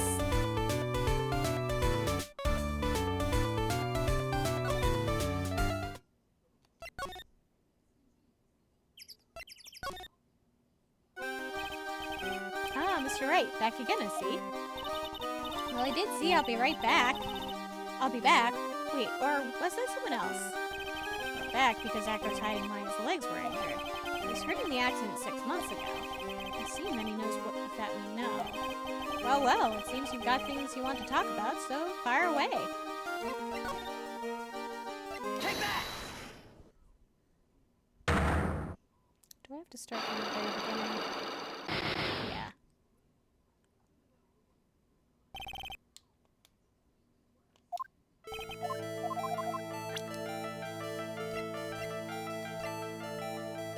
Take that! Leon. Do. I had to fight it to save someone. Take that! Your brother. Bat. It was a shame what happened to your brother 6 months ago. You tried to save him, didn't you? And that's how you got that terrible injury. Mo. He must have told you. Yes, we learned about Bat from Mo. But he didn't mention anything about you in regards to the accident. I suppose it was just a slip of the tongue on his part. That's how I figured it out. Slip of the tongue? Anyways, they were an incredible team. Cut down at the same time. Cut down at the same time. That was where he slipped, and that's how I figured it out. You two ended up wrapped up in the same accident together. Like always. I see. But an accident is an accident. It wasn't anyone's fault. Still haven't broken Acro's psych lock. It must have an incredibly deep-seated secret. It wasn't anyone's fault. Do you care to explain more? Acro, I know you're still hiding something from me. Maybe something you don't seem to like much is the reason you're being so evasive. Take that!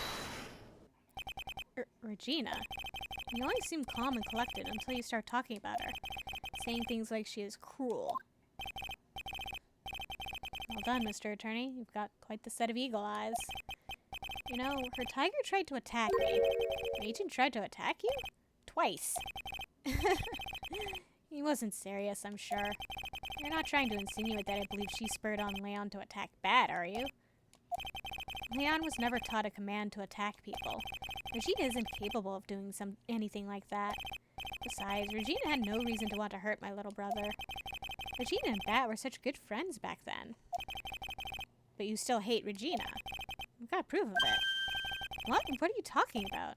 Oh, maybe I overdid it again. If I can hand something over to Acro, maybe it'll... There's proof that you had it out for Regina all along. Oh. Take that! This? Where'd you get it? Regina posted it on the bulletin board of the cafeteria. Before that, it was in her pocket. I guess I noticed it was in there around breakfast time. I always take Acro his breakfast in the morning. You wrote this, and then you put it in her pocket. That's right, isn't it? That's right. Well done, Mr. Wright.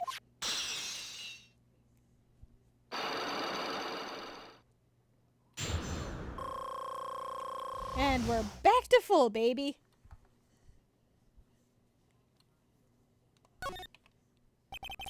My legs were injured by Leon 6 months ago.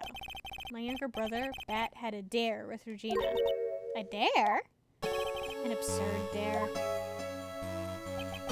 If I can put my head inside of Leon's mouth like you do, you have to go to the movies with me on a date. That's insane. Didn't you know how dangerous that is? We all thought he was being stupid too. That line was very old to begin with, and the age brought with it countless experience in doing that very trip. Unfortunately, this particular time, I guess Leon wasn't ready or willing. And that's when the accident happened. He just wanted to take her out to the movies. Poor Bat. When Leon chomped down, I jumped towards him. Then Leon attacked me, and that's how I ended up... What about Bat? He's still in a coma. I went to the hospital yesterday to visit him. I see. Still waiting for him to open his eyes again. And that's the reason why I keep going. Bat and Regina. They were such great friends. Oh yeah, I wanted you to take a look at this. What is it? This is the scarf my brother was wearing when Leon attacked him. Gross, it's covered in blood. This scarf was a present from Regina to my brother on the day of the accident. When he did it, it looked like he was smiling. He? Leon, obviously. What? When he bit down on Bat's head, the expression on Leon's face looked like a grin. Nick? No, Mo said the same thing. What do you think it all means? I'll be taking that scarf if you don't mind. Von Karma? I've already heard everything, so hand over the scarf. But the scarf is evidence in the trial. That is for me to decide. I think we should begin our preparations now, Acro. Preparations? I've served a summons on Acro to appear in court tomorrow as a witness. Acro will talk more at the prosecutor's office. Acro, a witness? Come, Acro. Let's go to the office. Yes, ma'am. Now what do we do, Nick? How are we going to handle tomorrow? Don't worry about it. I'll figure something out. Look at you all full of confidence. You must have found something you can use. This is all beginning to come together now. To be continued.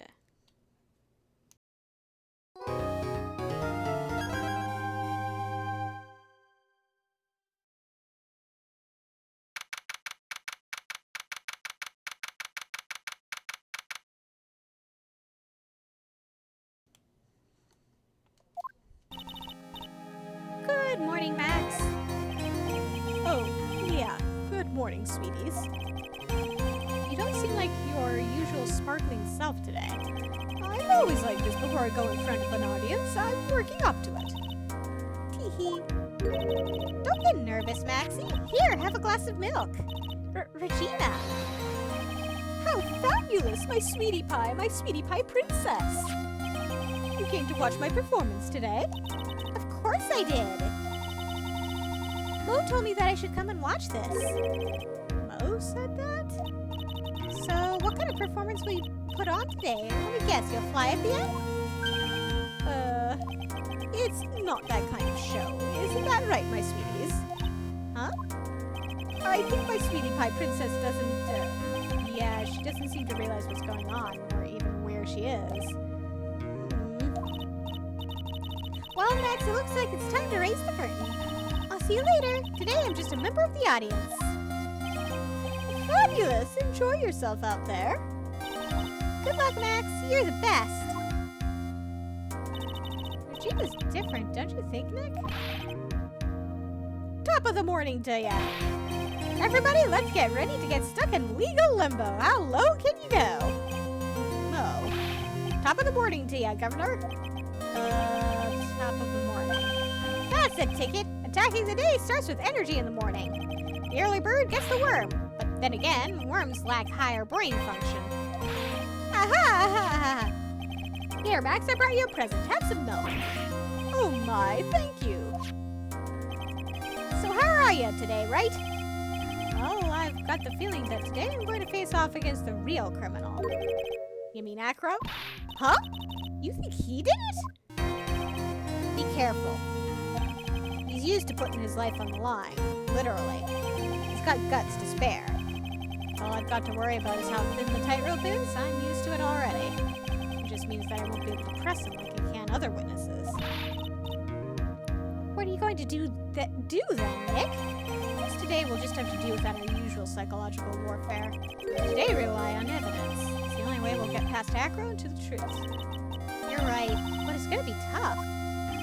Anyways, I want you to make sure that Regina sees it all today. It's important. Then she'll finally have to deal with the reality of what happened to her father. You want us to make sure Regina watches? Yes, that's why I brought her here to court today. What's that supposed to mean? She needs to know that when people die, they don't just become stars. I may be an old-fashioned clown, but I don't believe in people becoming stars.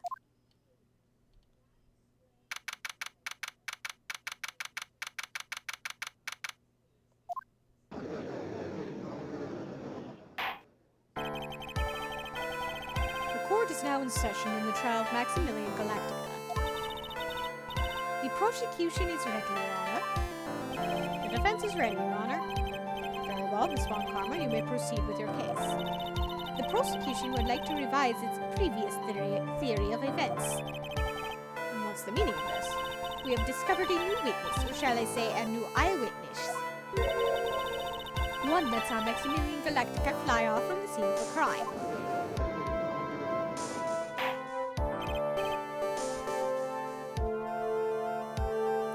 Order!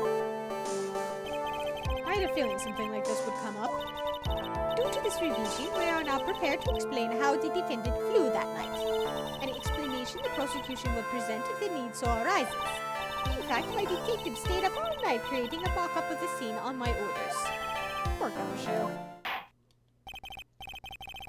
Very well, please call your witness to the stand. Time to get to work, or shall I say, time to walk the courtroom tightrope.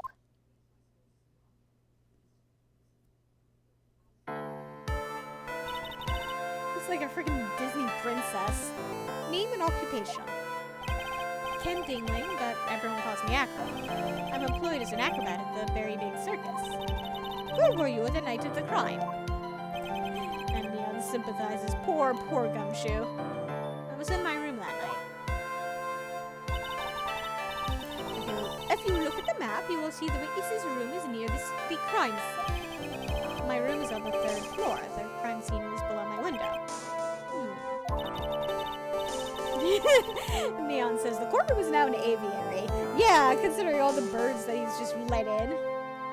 The night of the crime, the witness saw something quite shocking. Would you tell us what you witnessed? Okay.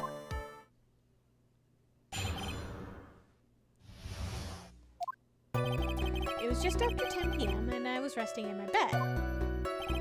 Around that time, I heard a large thump noise from outside the window. Neon says we should bring Polly back. Yeah, add Polly to this mix and have her hang out with Acro. Then a few moments later, I saw someone flying right by my window. It was Max Galactica. I only saw him from behind, but that's who it looked like. To be honest, when I saw that, I thought I was dreaming. This witness's testimony matches up exactly with that of the clown. If that's the case, there's very little the prosecution need add.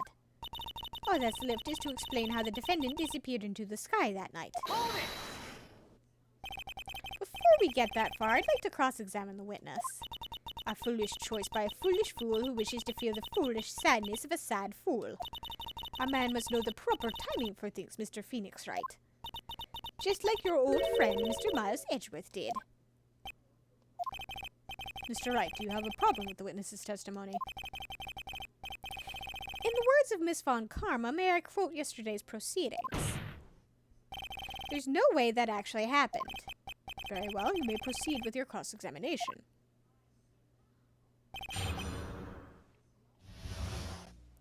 Neon is calling Francisca out. Low blow, Francie. Yeah, seriously. No wonder Phoenix looks all fired up there. Just after 10, I was resting in bed. Around that time, I heard a large thump from outside the window. A few minutes later, I saw someone flying right by my window. It's Max Galactica. I only saw it behind, but that's what it looked like. To be honest, when I saw that, I thought I was dreaming. Akram must be lying about things, huh? Of course he is. Now the challenge would be to expose his lies in court. Well, put the pedal to the metal, Nick.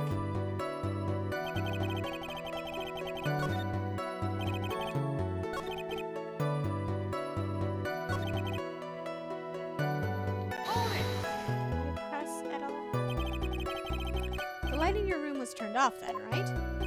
That's true. I was going to bed after all. So with the lights off, you were still able to clearly see a human fly by your window. The safety lights lit things up enough for me to see. But honestly, there was only enough light for me to see the silhouette outside my window. It was the person's back, so I couldn't see the white roses on the front.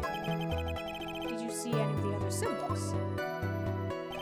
I clearly saw the silk hat as well as the cloak wrapped around his body. I'm convinced that the person I saw was Max Galactica.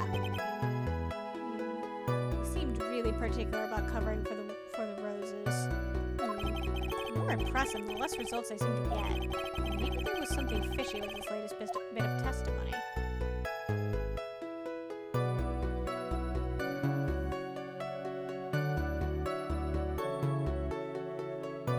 There isn't a contradiction, but there is something fishy. At least I can't think of any specific contradiction. There is something fishy. Objection! Prove it with evidence. She's right. Let's see some evidence. Do you have any evidence to support your claim of contradiction?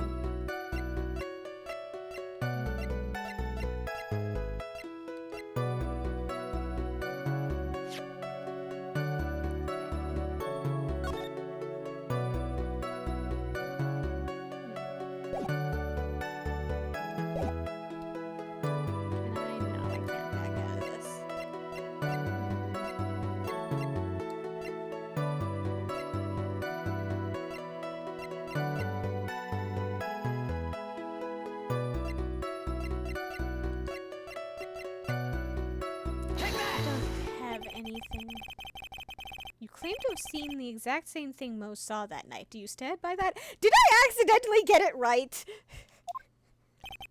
What do you mean? The silk hat. What about the silk hat? I saw it in Max's head as he flew by my window. I accidentally got it right! And I suddenly realized exactly what I got right. Well, you should have tried looking down out of your window that night. That would have been quite difficult considering the state that I'm in. Just looking outside of the window was a tough enough challenge for me. That's a shame, because you would have noticed the silk hat found on the scene. And Neon is celebrating. That's the ringmaster's hat, right? I'm afraid not, no matter how you look at it. This is Max's silk hat. Where are you going with this, Mr. Wright? Are you saying that Max has 2 silk hats? No, this is a handmade, one-of-a-kind model made only for Maximilian Galactica. Which means, Acro, that you've been fibbing on the stand. Order, order! Objection! Like always, someone has to open their mouth before thinking. Are you okay, Nick? Well, I opened my big mouth and now I have to back it up. How about it, Mr. Wright? What would cause this witness to commit perjury in this court today?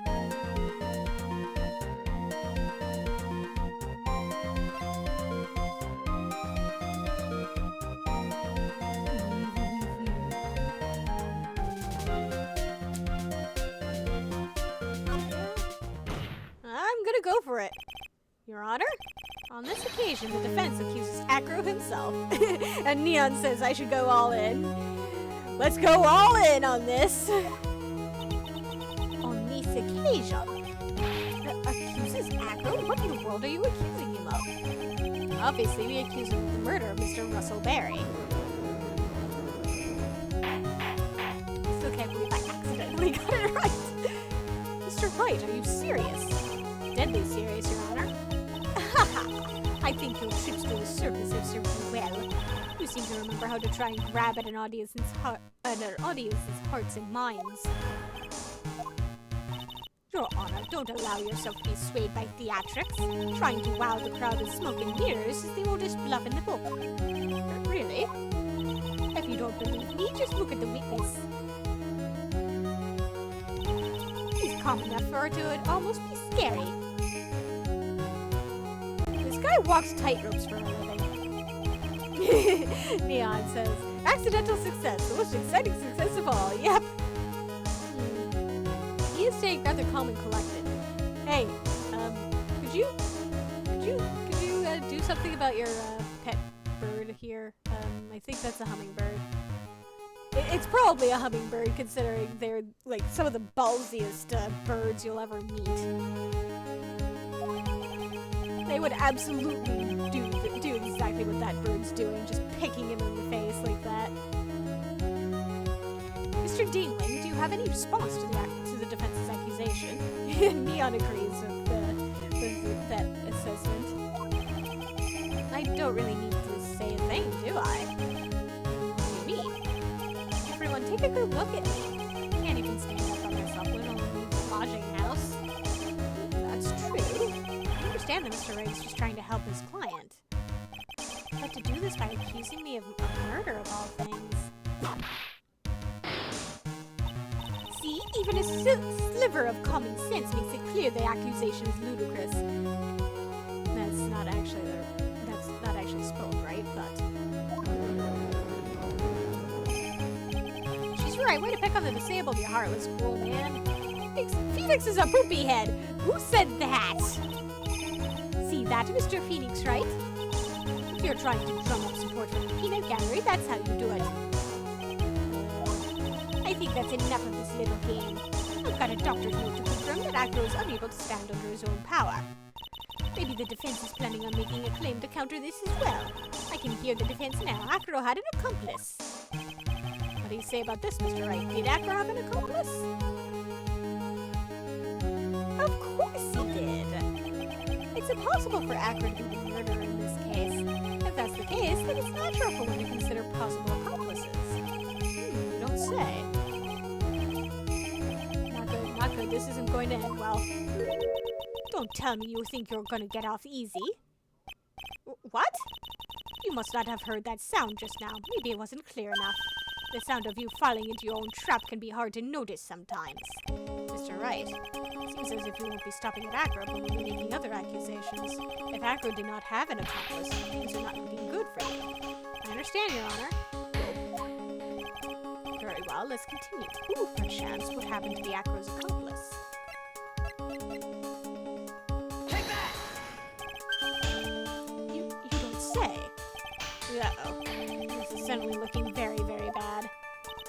Don't tell me you think you're gonna get off easy. What? Oh, did you hear that? Hear what? Sound of you getting caught in your own trap. What a splendid accomplice. I'm sure this accusation is built on a solid foundation. It's not, but I'll make it more solid as I go along. Foundation? Yes, Mr. Wright. Do you have any proof that this person you've accused was indeed an accomplice? That's the hard part.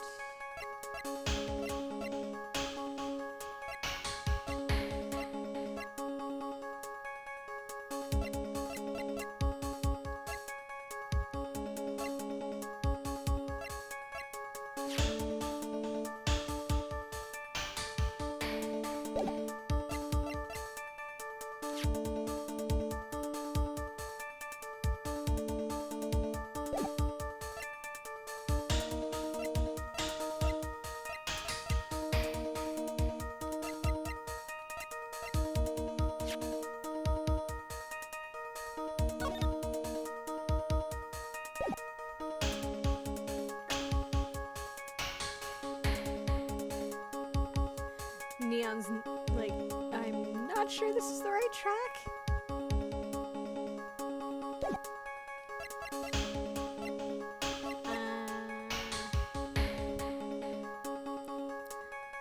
I might be getting things a little out of order.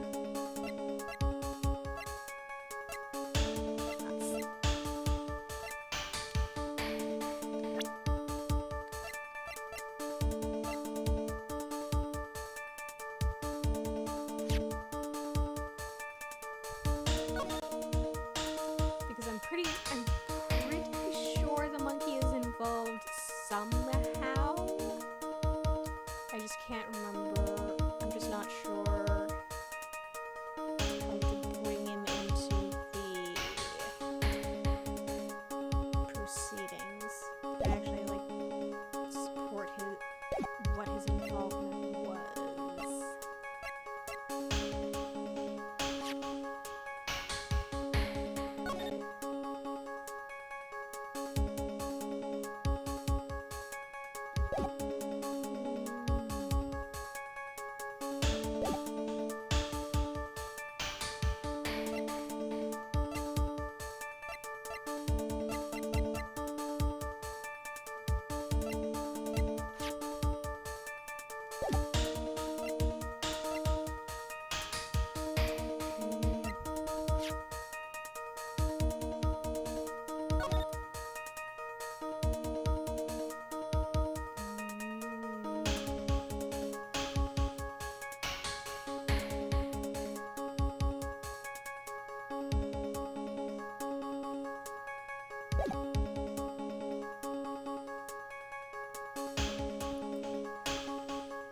I think I might be getting things out of order.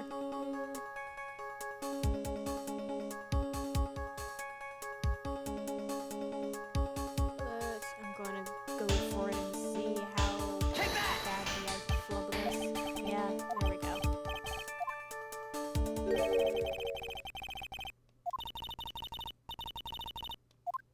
Yeah.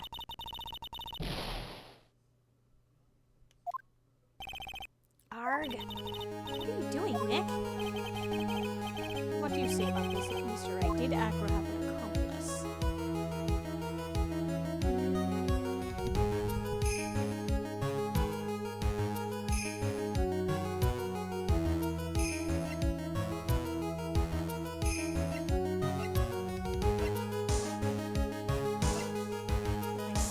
If I say this and it turns out I was wrong, then I'm going to be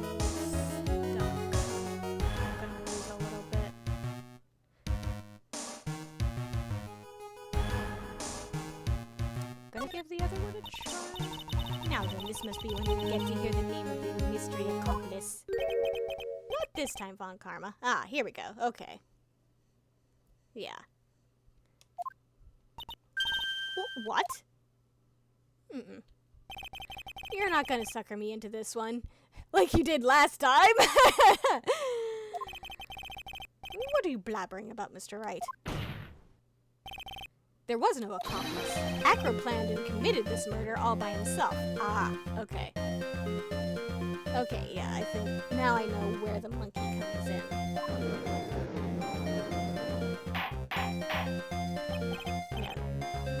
Yeah, I was right. I jumped the gun a little bit. Order! Order! What are you getting at? Way to keep them on their toes, Nick. Now I'm going to have to prove how it all fits together. I have to show how Acro murdered Russell Berry. What, Nick? Can you really do that? I know what I can't do. I can't stop now. If I stop attacking, I'm doomed. Alright, then let's do it. Mr. Phoenix Wright. If this witness is the killer, then his eyewitness account is all lies, right? Mr. Wright, I'd like you to clear something up for me. When the crime was committed, exactly where was Mr. Dingling?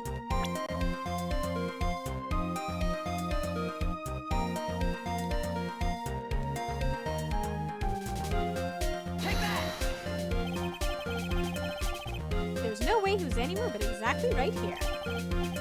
In the plaza, he was at the scene of the crime itself. You're right, though, the murderer would have had to have met the victim. Objection! Ow! Miss Von Karma, stop it! You will be quiet and refrain from striking people. Oh, now you tell her to cut that out! The witness could not have possibly left the lodging house on his own. Not to mention what Mr. Phoenix Wright just said. There was no accomplice, remember? Yeah, you're right. You think I could get another chance? Wait just 1 minute. Oh, come on. Don't forget about my proverbial whip as well. Arg! Mr. Wright, I'd like you to clear something up for me. When the crime is committed exactly where Mr. Dingling.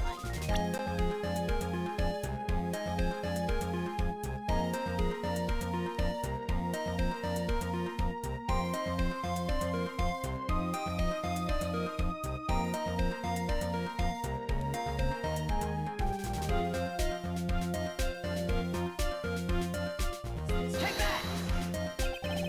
He was obviously here the entire time. That's Acro's room. Pretty simple, eh? Acro wasn't able to leave the lodging house by himself. There's only one answer to that. Ah, okay, I'm starting to piece it together myself. Acro didn't leave his room to kill the ringmaster. What? Are you nuts? Let's see, Mr. Dingling.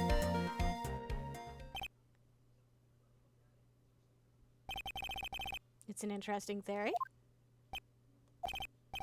That's it? Considering that what you proposed is impossible, yes, that's it.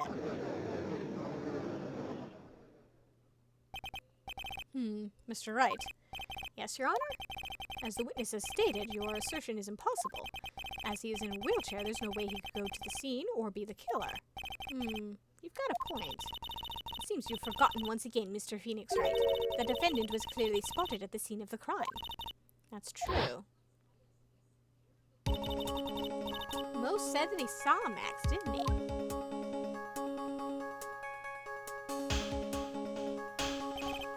But my, it's still impossible for humans to fly. Do you mind if I ask a question, Mr. Wright? What is it? I understand some of your logic. However, how do you think that it killed him? If I can't leave my room, I obviously couldn't wear Max's costume. Did he do it? What's the next course of this illegal buffet? Be careful, Nick. If you mess up here... Right, I can't mess up here. Gotta give this one some serious thought. I'm sure that Acro killed the ringmaster. And he killed the ringmaster while he was in his room. No doubt about it. Time to enlighten us as to how Mr. Dingling committed the crime, Mr. Wright.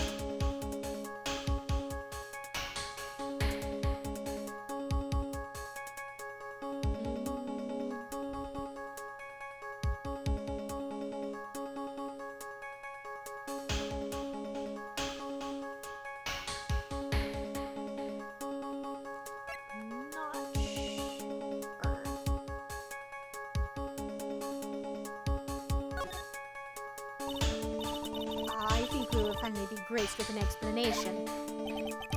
Don't push it, Von Karma. What? You aren't gonna suck me in this time. I'm smart enough to know when I don't have the cards to play, and my hand sucks right now. What do you mean, Mr. Wright? He means that everything he said up until now has all been nonsense. It's true, right? If you can't establish proof of your murder theory, then it's nonsense. Oops. He's trying to fool us by playing some misdirection game. Okay, I guess I do have to give evidence. Looks like this isn't going to pass muster. Nick, you've got to show them some evidence. Easier said than done. So what will it be, Mr. Wright?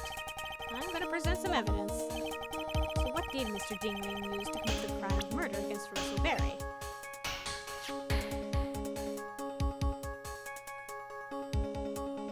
Take that! That'll be that, I think.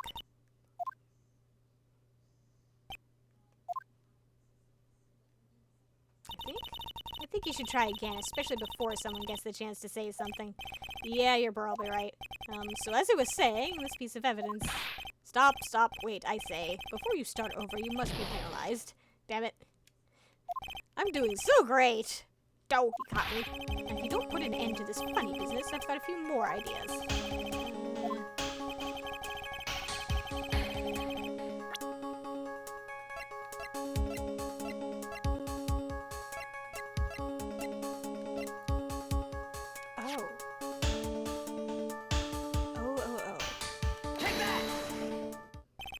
What's that, a picture?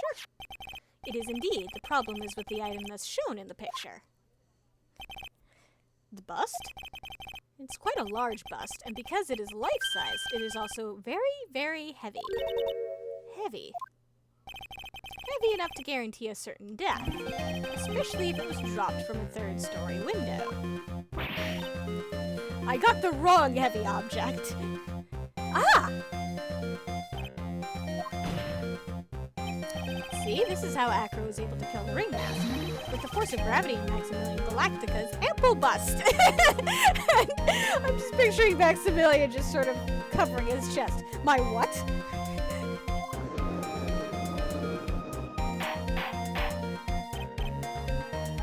Order!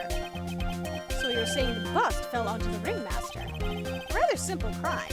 Even if you were stuck in a wheelchair, it would be incredibly easy to commit. Objection! How could you possibly wheel a wheelchair with something so heavy? It's impossible.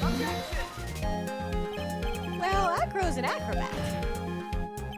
He should have more than enough upper body strength to carry something like the bust. Mr. Dingley, how do you respond to these charges?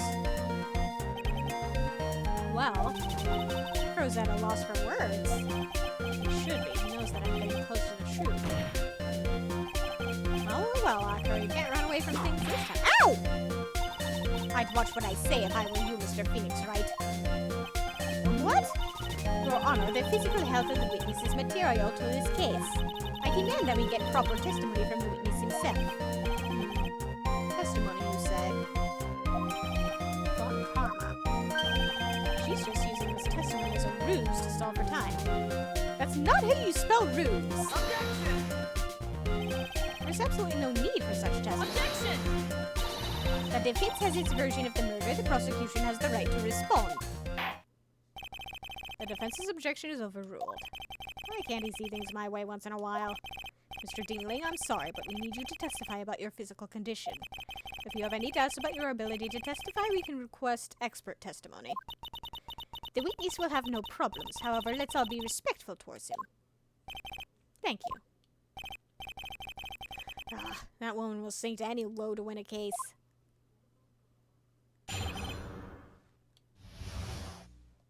I suppose I could have lifted something the size of that bust. I have a strong upper body from working as an acrobat, and only my legs were injured.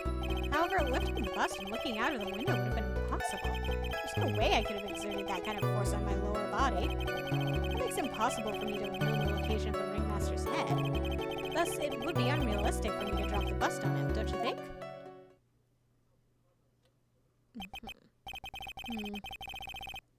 I have no doubts in regards to this witness's testimony. It was impossible for him to lift the bust and carry it over to the window. Not to mention that he could not have known the location of the ringmaster's head.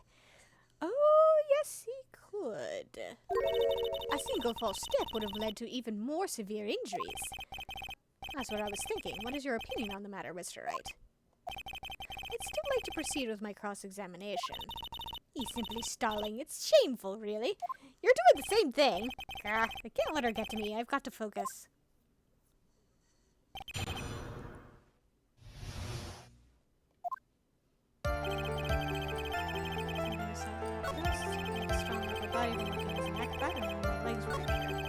Lifting the bust and looking out of the window would have been impossible. There's no way I could have exerted that kind of force on my lower body. It's impossible for me to have no location of the ringmaster's head. Thus, it would be unrealistic for me to drop the bust on him.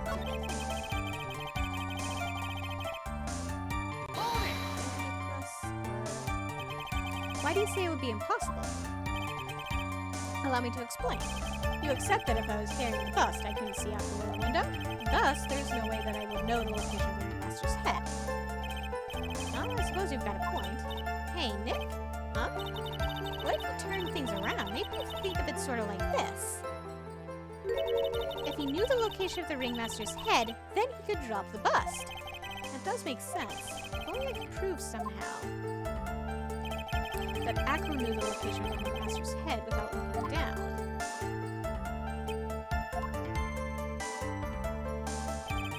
I think I've already explained things sufficiently.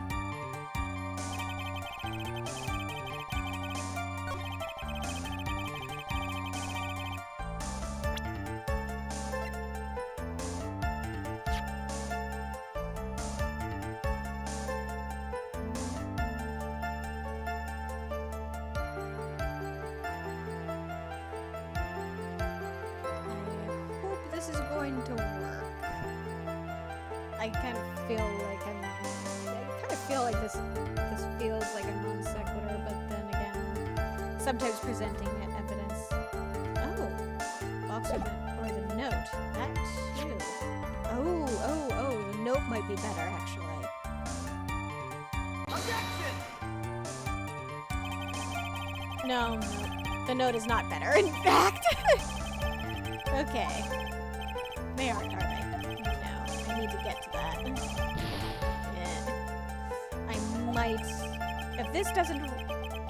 If the box doesn't work, then I'm probably going to end up having to do this again, and I actually wouldn't be too upset about that because I've messed up so many times. Objection! No, I think we both just keep jumping the gun. It's not your fault, Neon. Acro, you didn't really need to lean out of the window, did you? What are you driving at, Mr. Wright? You already knew ahead of time where the ringmaster's head was going to be. Quite precisely, I mean. Objection! Your silly hinting at things is pointless, Mr. Phoenix Wright. Enough stalling. How about you show us some evidence? But I did such a good job hinting. Yes, hurry up and explain things, Mr. Wright. Maybe you should take a look at this. The key point here is the wooden box. The same wooden box that the victim was found. The same wooden box that the victim was found hunched over. The same. The question is, who placed the wooden box here? Ooh. When Ben and company saw the ringmaster, they didn't see him holding the box. Which means that this wooden box was already placed at the crime scene. I have to admit that your theory makes a lot of sense. The moment that the bust came falling down was exactly the same moment that the ringmaster lifted up this wooden box. Neon says, "We're proud of your hinting, Phoenix. Very good job." Yeah, it was very nice hinting. Which means that the answer to all these questions is now crystal clear. You mean, if the bust were to fall upon the point marked out by the wooden box, there would be no way that it could miss the head of the victim. Really? Order. This is unbelievable. Finally, some of these loose ends are starting to tie themselves up. Now I just gotta keep going, and there's only one way to go from here, forward. So the next question I have is who placed that wooden box at the scene? It was Mr. Dean, of course. He connected it to a rope, and then all he had to do was lower it down. Ow! Allow me to whip some sense into you. Mr. Phoenix Wright. Ow! Ow! Ow! The ringmaster's head could have been anywhere when he lifted the box. That's why the box was so specially made. Specially made? Indeed. It had the most peculiar feature. The weight of the box. The box has a remarkable weight. Weight? According to the court record, it weighs 20 pounds. Just to lift up this wooden box would have required... Oh, I see. One would have to squat down and then lift it up with their body, wouldn't you say? That's exactly what I was trying to point out. The box is also very large. The box also has carrying handles on either side, doesn't it? That is correct. To lift up the box, you'd have to squat down. Which means that no matter who you are, your head would be in approximately the same place. Fool!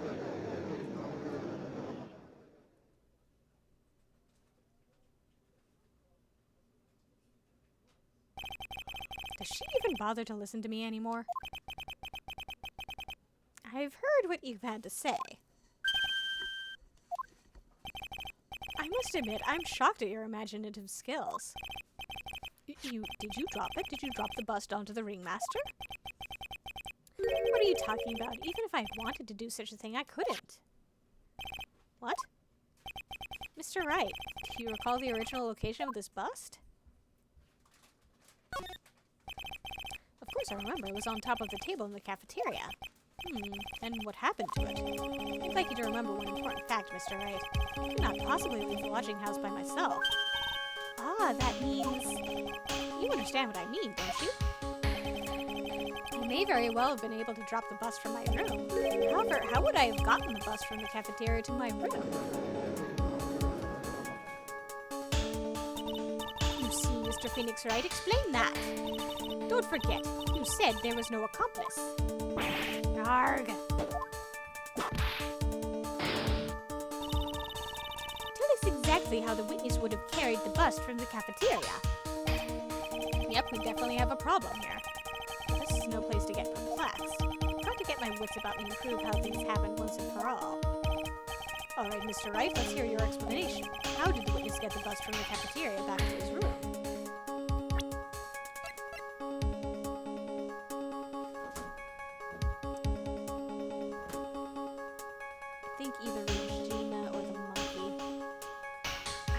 If I get this wrong, I'm probably gonna have to start over.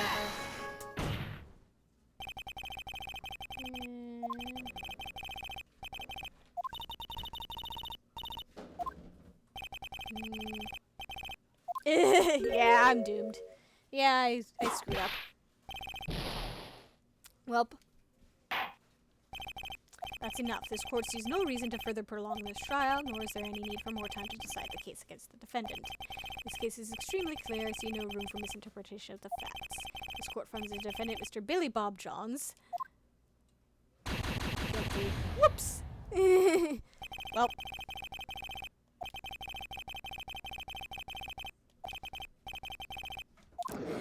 Neon says, R.I.P. Well. Okay, let's do this. Let's do this again and do it right.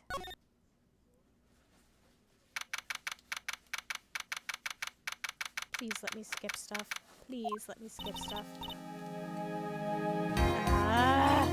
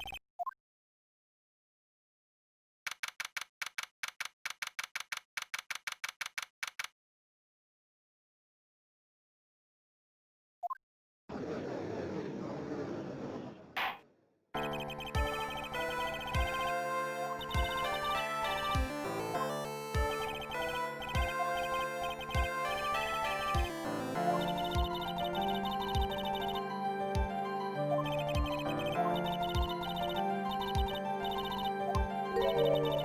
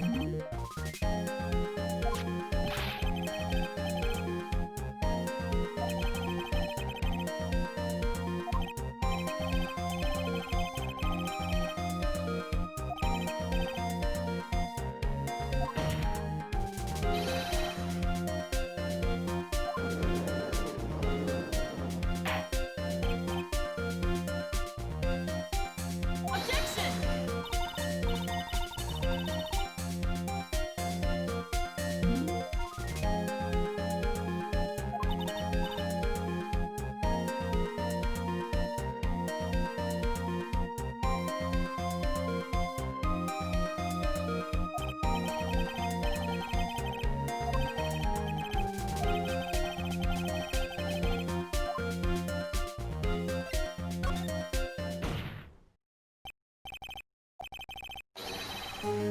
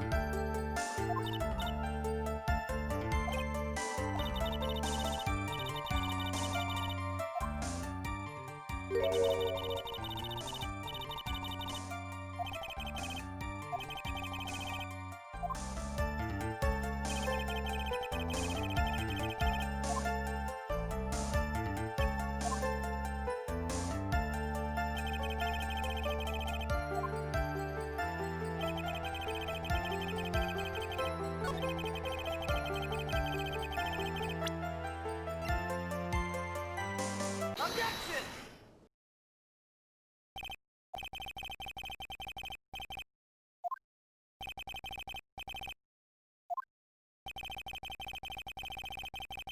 Objection!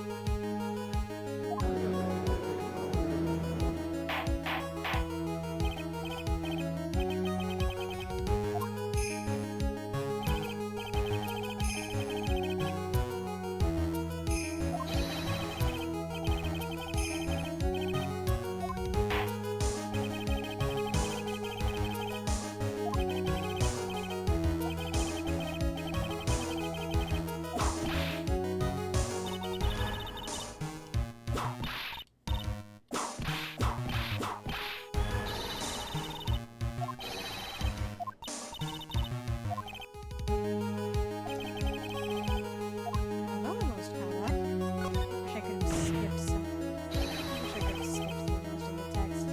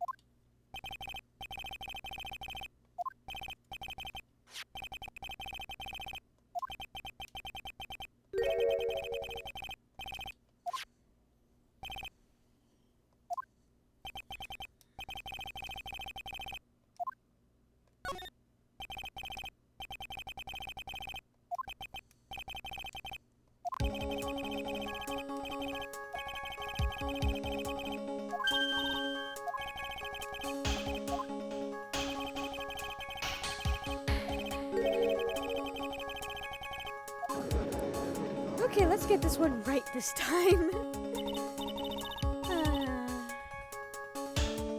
Almost got. I'm almost back.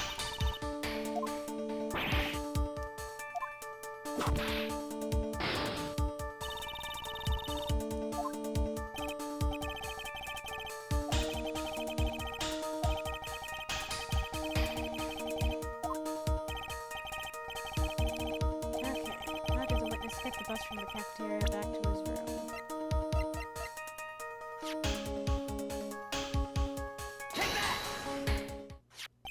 A monkey? Everyone knows money. He loves shiny objects of any size. For instance, he stole the ventriloquist's ring. So, are you saying the weakness had a monkey steal the bust? Of course, he didn't order the monkey to steal it. The monkey stole it on his own, and then brought it back home.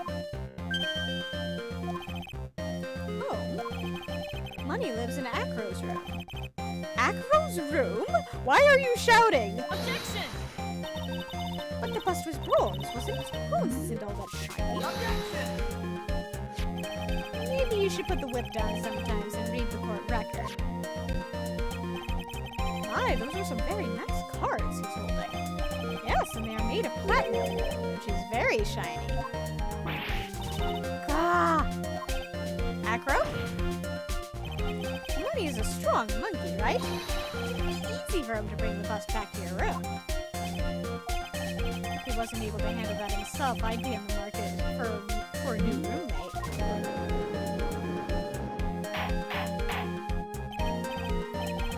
Order! I said order! Miss Von Karma! Where is the bust in question at this moment? I don't know. We're searching for it as we speak. This is a strange turn of events. If that monkey did not steal the bust, then what happens to this case? Well, in that event, something else must have been used as a murder weapon. Well, or maybe this bust was the murder weapon, but it was used by accident. It's possible. Maybe Acro saw him when he's a mountain of stolen goods and thought to use one of them. Anyways, I think we've more than proven one critical fact. Namely, that it was entirely possible that Acro was the murderer. Moron!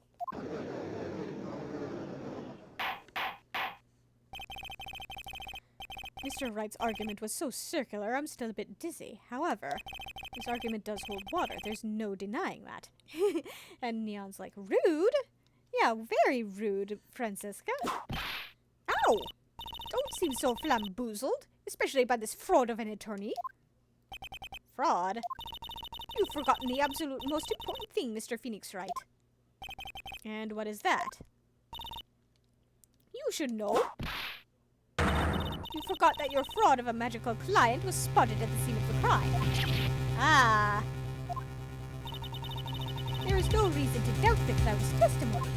If that's true, how do you respond to that, Mr. Wright? Nick, don't let her beat you now. I won't. This is my chance to turn this trial around.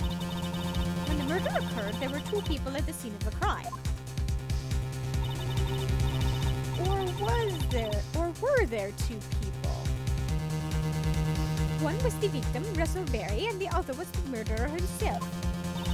Answer this and only this, Mr. Phoenix Wright. The clown saw the murder. Who was it then?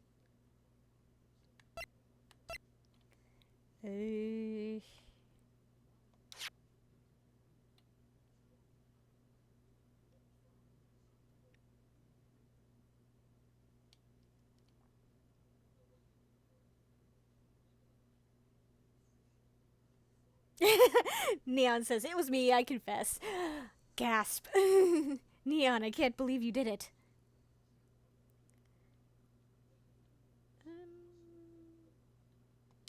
Now here I'm a little bit...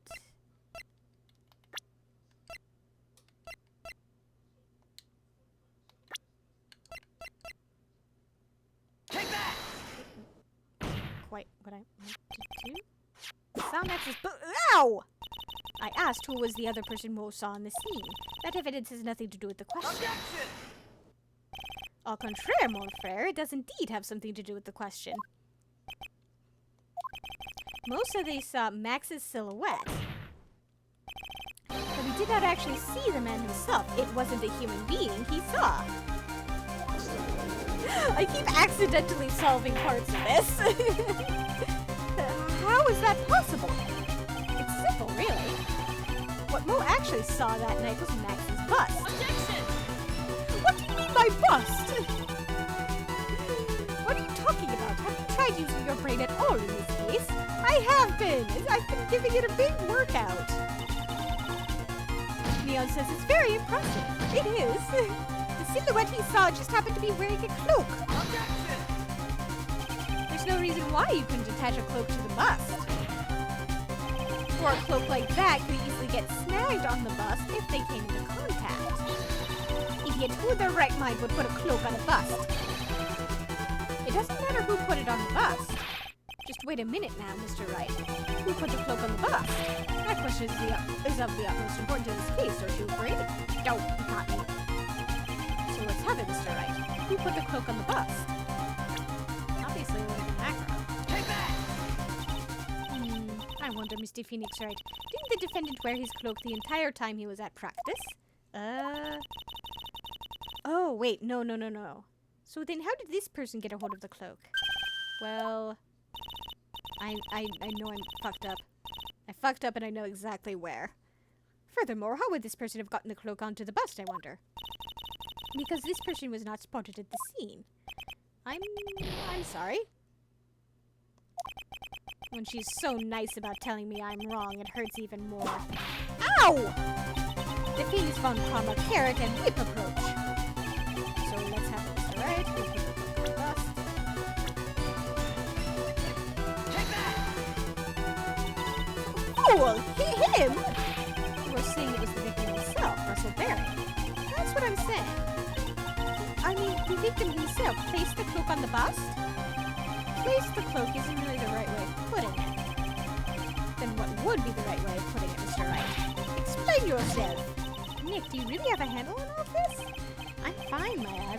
I'm finally putting all the pieces together. There's really only one picture I can paint anyways. Alright.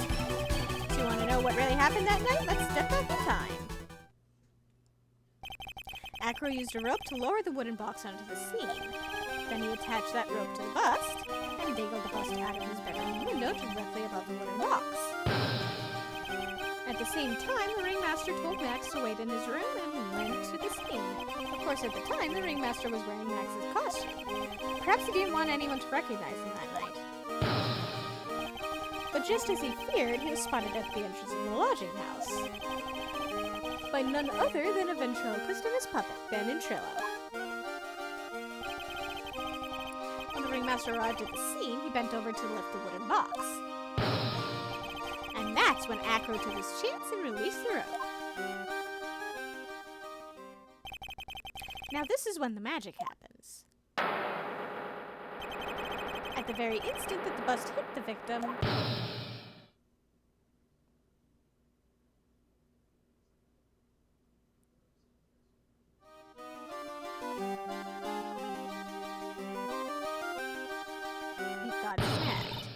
wait just a second there, Mr. Phoenix Wright. As much as you try, as much as you scheme, this just isn't true. It can't be. It's still a little early to be getting so upset, Miss Von Karma. This circus isn't over yet. Yeah?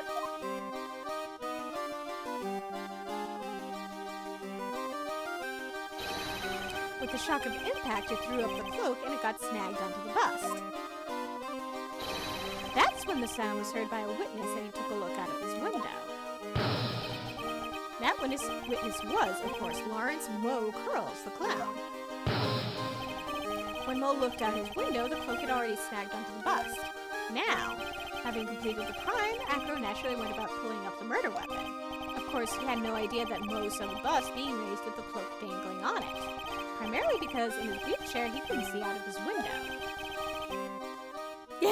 Neon says, I hate when I get my bust snagged on things. Yeah, it's the worst. It's so awkward. So he just kept pulling the bust up.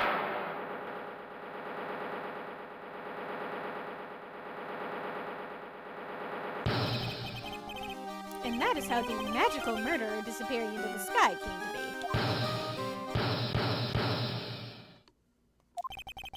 Now you know how the murder actually took place. And now you know who was able to drop the murder weapon from above the scene. Acro, it could only have been you.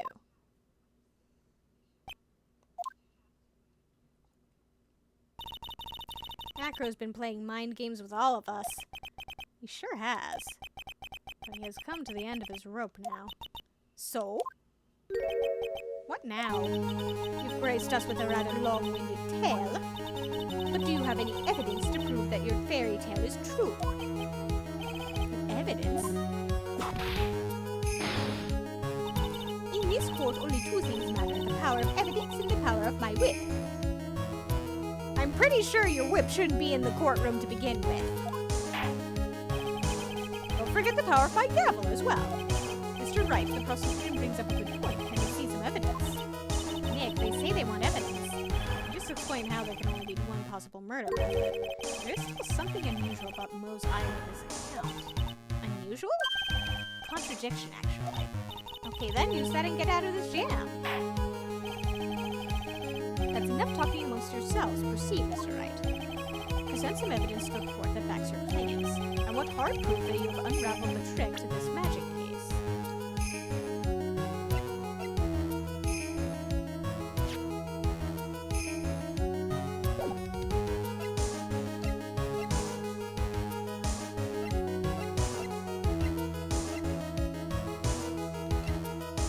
So there's a contradiction in Carlos' testimony.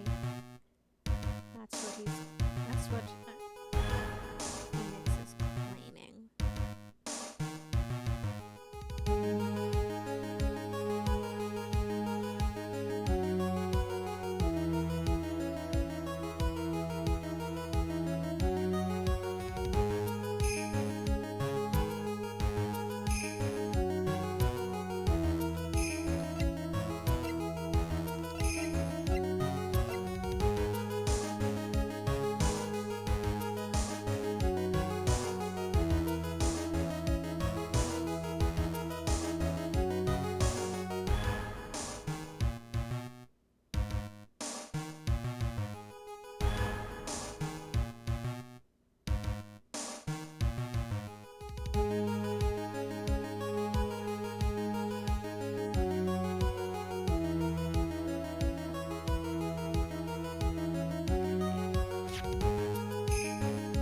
Take that! The problem was Max's three symbols. You know, the silk hat, the cloak, and the white roses. Those symbols were a problem numerous times during yesterday's proceedings. Yesterday, there were two contradictions in Mo's testimony. The silk hat was one, the white roses were the other. But the theory I just presented explains all of these contradictions. You fool, do you ever shut up? Max's silk hat was found at the scene of the crime.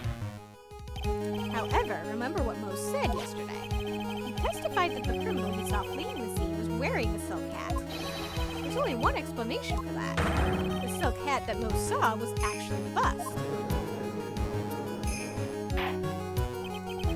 Makes sense if you look at it that way, then he did see the silk hat. Well, sort of. Objection! Fine, you've got one, but what about the other contradiction? Remember what that ventriloquist said in court. He said that he hid his white roses on Max's chest that night, but the clown's testimony doesn't match. The clown said that there were no white roses. I'd like to see you try and explain that one away. Can you do it, Nick? Mm-hmm. Of course, I can explain all of it. What was that? Please recall the instant when the cloak snagged onto the bust. Snagged onto the bust. What happened to the white roses? Do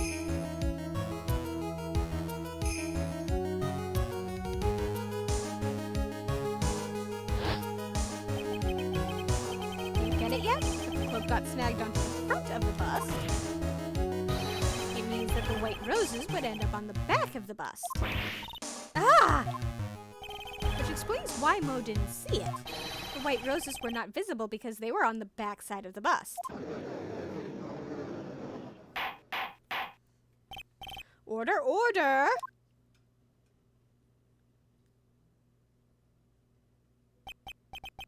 This is quite the shocking state of affairs. Mr. Wright's theory still sounds a bit absurd to me. However, let's just keep going down this road for a while and see where it leads. Let's do this, Nick. Then maybe Von Karma will finally throw in the towel.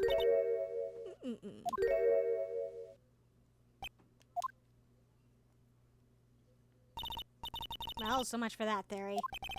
Mr. Wright, do you mind? What is it? You took the time to research our circus, didn't you? Well, yes I did. Is there something making you think that I didn't? If you did, then maybe you'll understand why I think you're off track. Why is that? Motive. This witness feels an incredible debt of gratitude towards the ringmaster. Anyone with any relation to the circus is well aware of this.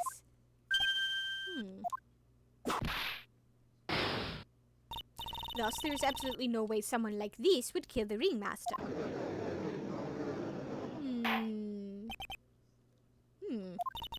Your Honor, I'd like you to hear Acro's story. Learn about his relationship with the ringmaster and his life up until now. What do we do? There's no doubting that Acro deeply respected the ringmaster. Acro's motive. It seems that this case isn't over yet. Very well, however, I feel this is a good place to take a break. I will listen to the rest of Mr. Dingling's testimony after recess. This court will now take a 10-minute recess. To be continued.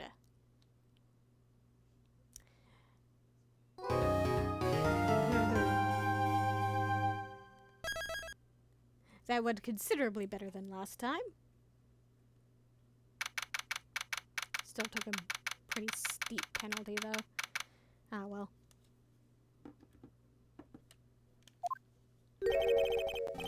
I can't believe it. Acro?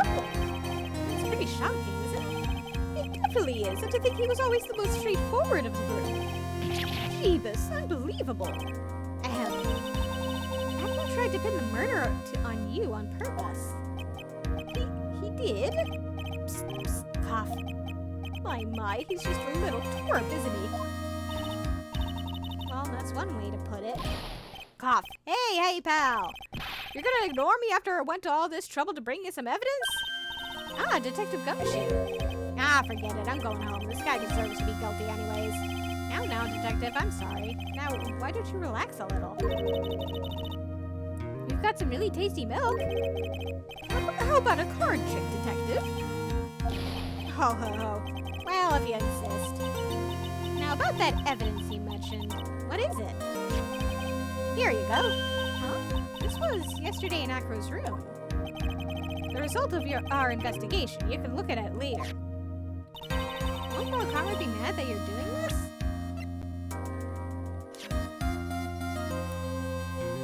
Now, here's the interesting part. Bat's scarf, stained with his blood and a small quantity of pepper.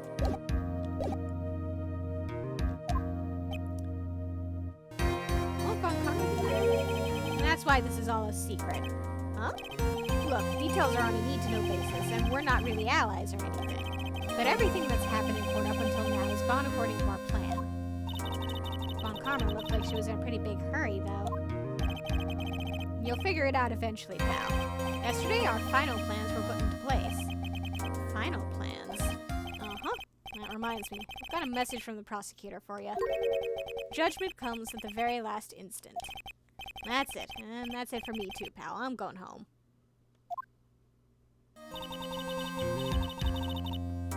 What did he mean by that? The very last instant part?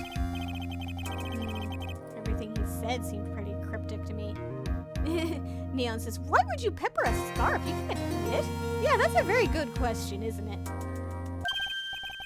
Oh, one more thing. Ah, don't scare me like that. It looks like there's a large care package from the circus for the defendant. Huh? For me? It's milk. The reception area looks like some kind of dairy. So hurry up and drink it before it spoils. An entire dairy's worth of milk for me. Just sip milk all throughout the proceedings. Anybody want some milk? This court is now in session. Shall we continue our proceedings? Miss Von Karma, please continue from where you left off. I'd like to continue with Acro's testimony, starting with his relationship to the victim. I'd also like to get proof from the defense. Proof of what kind of motive Acro would have to commit this crime. Understood. Now, Mr. Dingley. Yes, Your Honor. Please proceed with your testimony. Finally, we get to the motive. Wait, Nick, are you okay? Just do me a favor and don't ask questions you don't want the answer to. Gulp.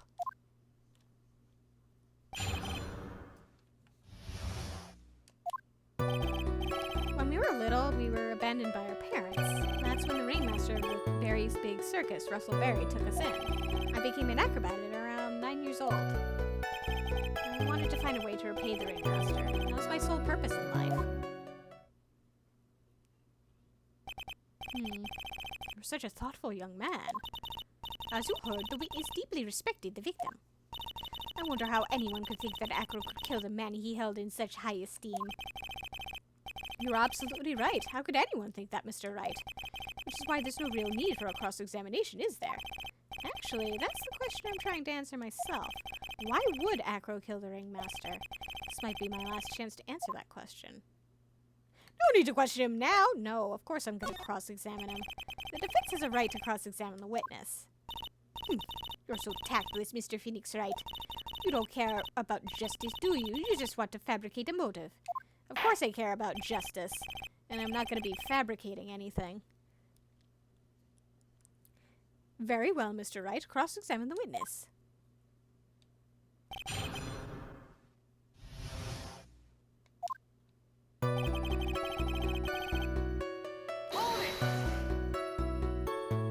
Me? Yes, my brother Sean and I. What? Your brother? How old were you when this happened, Acro? I was 8 years old and my brother was 4. Your parents were very cruel, weren't they? Nowadays, we aren't bitter about what happened to us, because it allowed us to meet the wonderful people of the very big circus. Nick, the judge is getting misty-eyed. He's got a soft spot for sob stories, it looks like. Ow! Sniff, sniff. There's no crying in court. Let's keep going. Sniff, the witness may proceed with his testimony.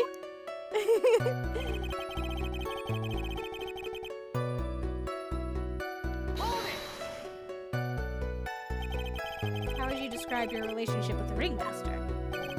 It's like an uncle, a father, and a big brother all rolled up into one. The ringmaster and my brother were the only family I had. What about other people at the circus? This was over 15 years ago. Back then, there were very few customers coming in, so no one really had the time to look after us. They were worried about other things. But the ringmaster, he would always come see us with a laugh and a smile.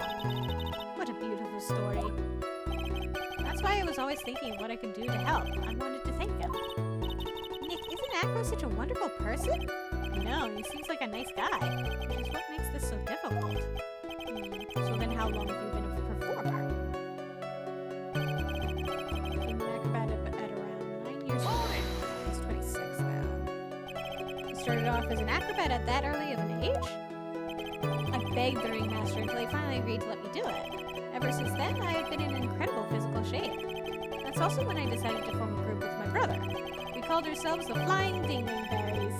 It's nearly a household name. I've even heard of them in Germany. Liar. The point is that I wanted to be of some use to the circus.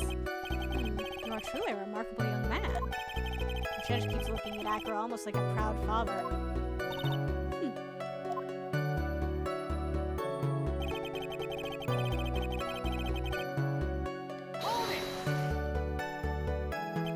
Did you ever have any trouble with the ringmaster?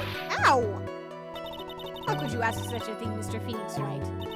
Do you have some sort of fundamental misunderstanding of this witness's testimony? Or the heartfelt emotions contained within? You better think about this, Mr. Phoenix Wright. You better think hard. Ow! Ow, ow, ow, ow, ow! No matter how you look at it, there's no way I could see this witness ever taking the victim's life.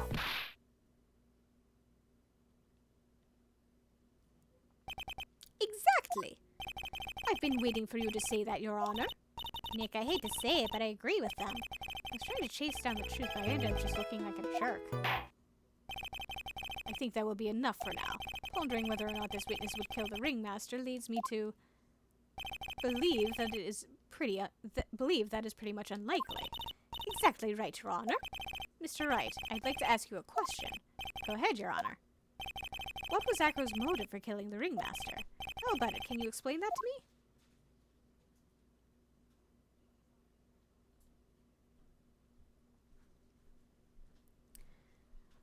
I know what's going on.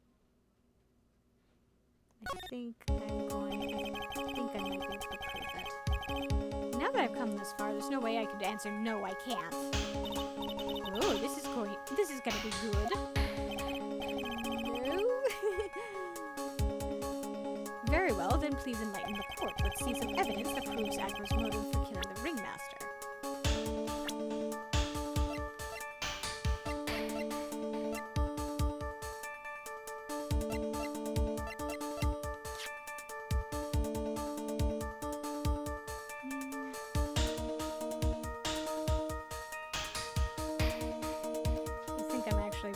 Barking up the wrong tree. Probably should have said no, but give this a shot. Okay, yeah, no.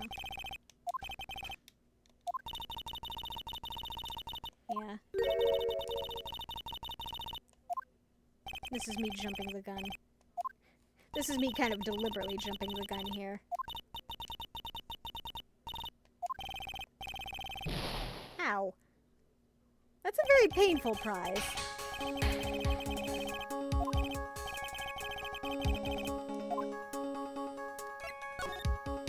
No, I can't present anything. Yeah, I didn't even have to think about it. It was obvious from the start. Your Honor, the reason that Acro killed the Ringmaster is something that can't be proven. What?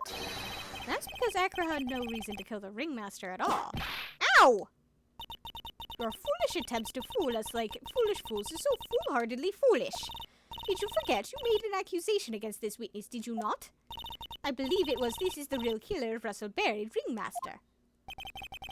If you want to jump to the end of things, then yes, that sounds about right. The end of things? Acro. You didn't plan to kill the Ringmaster at all, did you? The Ringmaster wasn't your target that night. And I already jumped the gun and showed us who his actual target was. What did you just say? I'm saying that the target of this witness's murder plot was not the Ringmaster. He did not plan to kill Russell Berry. What?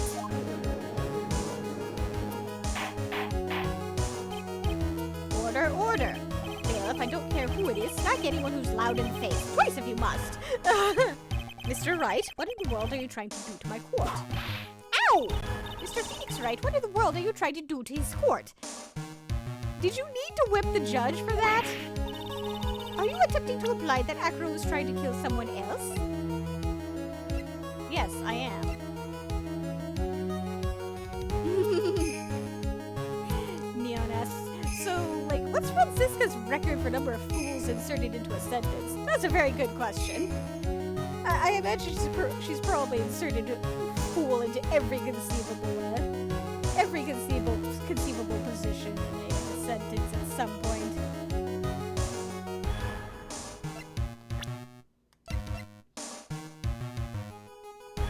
You want me to show who he was trying to kill? Take that! Regina Berry? This young girl is the Ringmaster's daughter, correct? Acro, you were really aiming for her that night, weren't you? Objection! You don't need to answer that. It's a mean-spirited leading question. Objection! You could easily answer this question. If I'm wrong, all he has to say is, you're wrong. That's it.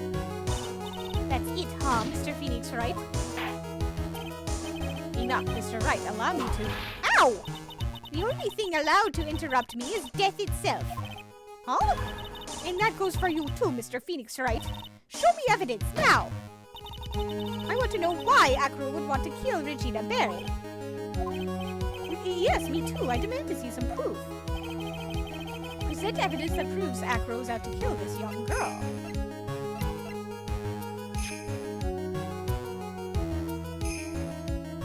Take that! Acro, do you have any recollection of seeing this? It's a piece of paper that we found inside the Ringmaster's tailcoat. Inside the victim's tailcoat, Acro wrote this note. It's ironically entitled, "To the Murderer." Its purpose was to call someone to the plaza at 10 p.m. So you're saying that he called Russell Berry with that note? There's just one little problem. Problem? Acro did indeed place this note into someone's pocket. However, that someone was not the Ringmaster. I mean, it wasn't for the... That's exactly what I mean. The person this note was intended for was none other than Regina Berry. Order, order, order! Mr. Wright, this little theory of yours is the truth, Your Honor. It isn't a theory. Simply put, Regina didn't think the note was meant for her, which is why, the morning of the crime, she placed it on the cafeteria bulletin board. That's when her father, the Ringmaster, read the note. That's correct. The Ringmaster ended up in that closet instead of Regina. And he was killed because of that mistake instead of Regina. That's incredible.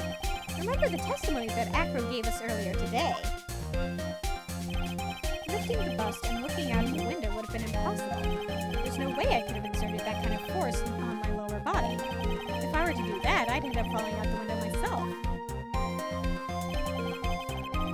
Acro had no idea who it was that arrived in the plaza, because he couldn't look down out of his window to see who it actually was. I've got it. Acro thought it was Regina down in the plaza. And that's when he let the bust fly. Hey, Nick.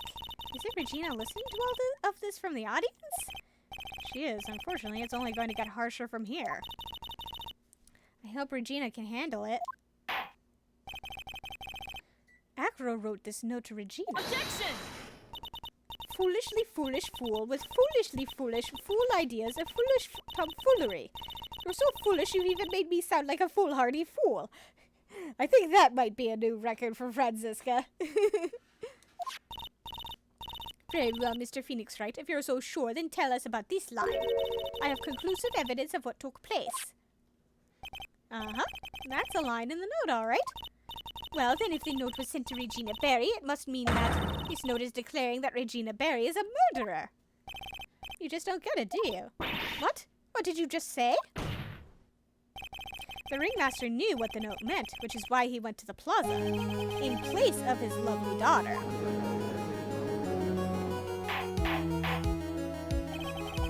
Hold it right there, Mr. Wright. What is this incident that is alluded to in the note? The incident 6 months ago. I know all about it. An incident occurred 6 months ago, and now I am more than ready to show this court what happened at that time. Moron!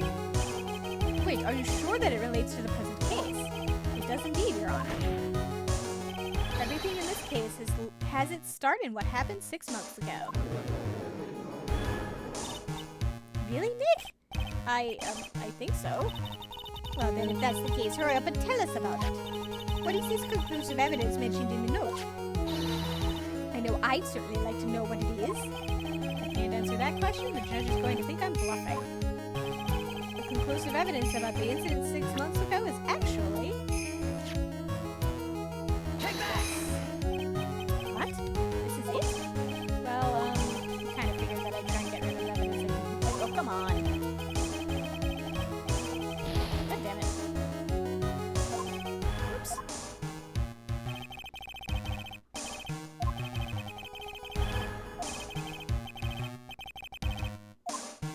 Can't mess up again.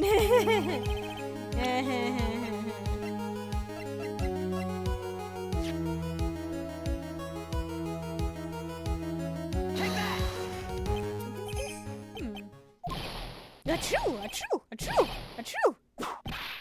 Achoo!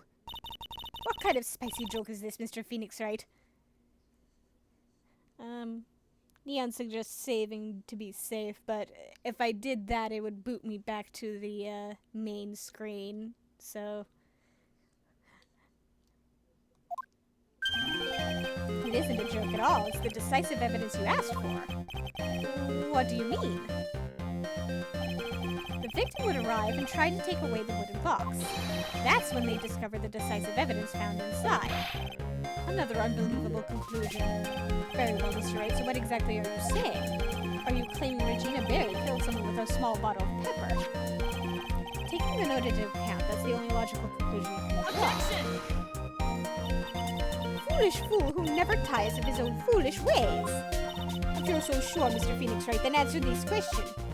Who was Regina Barry's intended victim?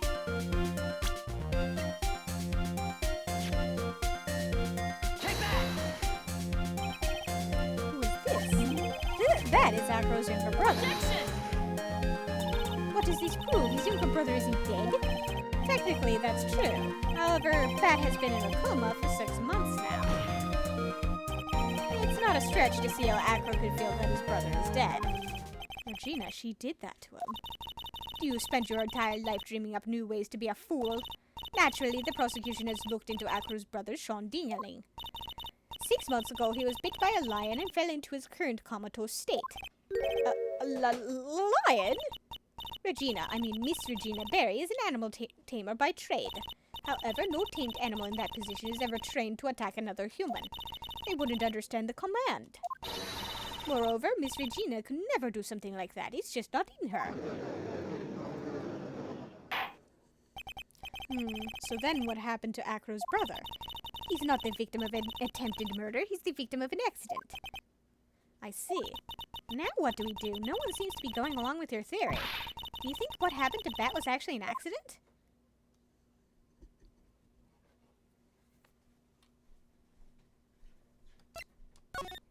There's more than that. The lion biting Bat was no accident at all. What? You're such an amateur, Mr. Phoenix Wright. There's no way that Regina would ever incite her lion to attack another human being. She may not have incited the lion to attack another human being, but Regina is responsible for making the lion bite Acro's brother Bat.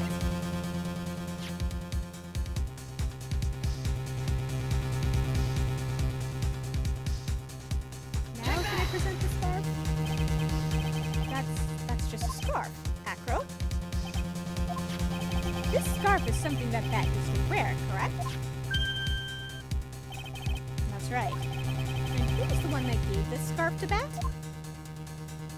Regina. Regina gave it to him. Regina. There is something more than just blood on this scarf, Your Honor. And what might that be? Pepper. Pepper. Regina gave this scarf to Bat right before the accident, and she covered it with as much pepper as she could.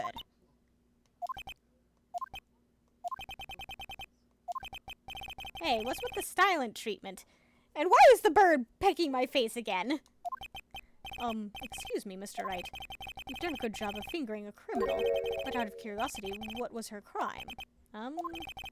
Regina gave a pepper-covered scarf to Bat as a present. Where's the crime in that? Still seems like the judge just doesn't get it. Mr. Phoenix Wright, wasn't it said that the lion seemed to be smiling? Smiling? The lion was smiling? Neon says that the bird was pecking him because Phoenix just has a peckable face. Right before Bat was beat by the lion. For a moment, the lion's mouth changed and it looked like he was smiling. Lions smile? I've never heard of them smiling. However, lions sneeze. Ooh. Leon didn't plan on biting Bat at all. In reality, all he actually did was sneeze.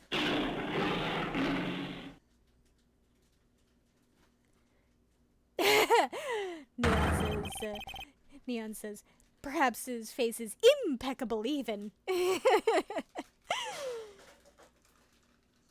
He sneezed because of all the pepper spread on the scarf.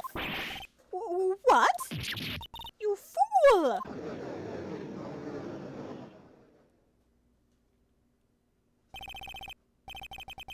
You've got to be kidding me. Objection! What's the matter, Miss Von Karma? I object for objection's sake. Mr. Phoenix Wright, this theory, you believe it? You really plan to say this joke of an accident actually happened? Of course I do. It's the truth. The lion sneezed due to the pepper, and that's when Bat lost consciousness. Acro nearly lost his brother due to this accident, or this joke, as you put it. Which is why he tried to get his revenge against Regina. You foolish idiot! So it's a joke of an accident to you, huh? Once again, I'm impressed by your imagination, Mr. Wright. To think that there's someone who treats this accident with the respect it deserves. Are you telling me that what I said was true? Acro, you don't mean... You can't mean witness! Are you confirming the defense's claim? Mr. Wright, unfortunately your imagination is not enough to find me guilty of murder. What do you mean by that? The pepper, the scarf, the lion. I see where you're going, but it's a bit hard to swallow. Not to mention the fact that there's an even bigger problem with your theory. What would that problem be? The same problem has always been evidence. If I dropped Max's bust on top of the ringmaster, Where is the evidence that proves that claim? Could you please tell your bird to stop picking me? You mean the conclusive evidence? The biggest problem is the murder weapon or the lack thereof, to be more precise. Murder weapon. The bust that the defense claims was used. If that were to be found in Acro's room, and if it was covered with the victim's blood, that would be awfully conclusive in my eyes. Yes, it would be.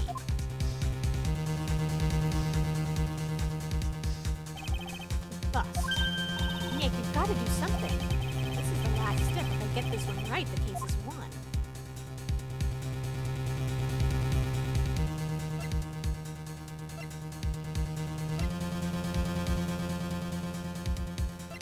I don't think we're going to find it in his room. It might be worthwhile to search Acro's room, but why aren't you going to search his room? It looks like you finally figured things out, didn't you? Now you know the true meaning of von karma, proving justice. I guess. I figured with you that's the least I should expect. You leave no stone unturned. A von karma never leaves anything to chance. We already searched Acro's room yesterday. What did you find? There's no reason to even say it. If we found what you think we found in that room, Acro would not be here as a witness. But to put a point on it, Max's bust was not in the room. The murder weapon is still unaccounted for. You see, Mr. Wright? The bust wasn't in my room. Furthermore, Detective Dick Gumshoe executed the search by complete surprise, and we took Acro directly to the prosecutor's office after that. End of story. Just wait a second. Something's funny about all this. It looks like the coup de grace in this case was ever so sweet. Where, oh, where could it be, Neon says? Gee, I wonder. But, what about the scarf? What about the note? What about them? Mr. Wright, no offense, but the important evidence here is about the death of the ringmaster. I think you should remember that. Arg. Do something, Nick. Don't let this case slip away. The bust, where is it now? Where's the bust right now? You're Phoenix, right? You know where that bust is. I'm sure you do. I do know. It's not even a single clue. How am I supposed to know where the bust is? I know exactly where it is. It seems as if this case is coming to a close. The defense's counter-arguments look to have fallen short. Thank you for your support. Hack. Now, if you'll please excuse me, Mr. Wright. I think that brings to an end the cross-examination of this witness. Hold it.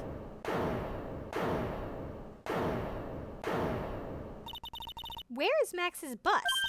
The defense needs time to prepare to present its case. Sorry, I'm a bit nervous and I just bit my tongue. Huh? What? You need time to do what? Ow! Why are you the most surprised person here? She's your aide, isn't she? Do you really have a case to present, Mr. Wright? What? Is he talking to me? The rest is up to you, Nick. Good luck. Hey, wait. You can't be serious. Acrobats always have their lives on the lines, don't they? That's how Acro's lived his life up until now. Now it's time for us to walk across our own tightrope. If we don't, we're certain to lose. Very well, the defense may proceed. He doesn't have a clue, and I don't think he'll be finding one anytime soon. Walking a tightrope of logic, there's no room for a false step. Sink or swim, the only way through is forward. The murder weapon. Where is Max's bust now?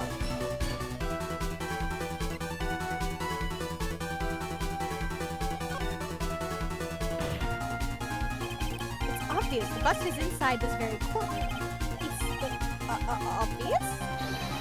Allow me to pinpoint the location of the bust once and for all. Acro? I'm sorry to ask this, but do you mind if I take the blanket off your wheelchair?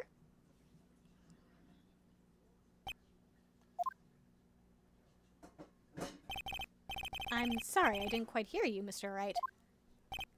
Well, you are a big guy. You have a pretty big wheelchair because of it. I just wanted to make sure you weren't hiding anything under that blanket. Because it that it'd be really easy to say, hide a bust under there.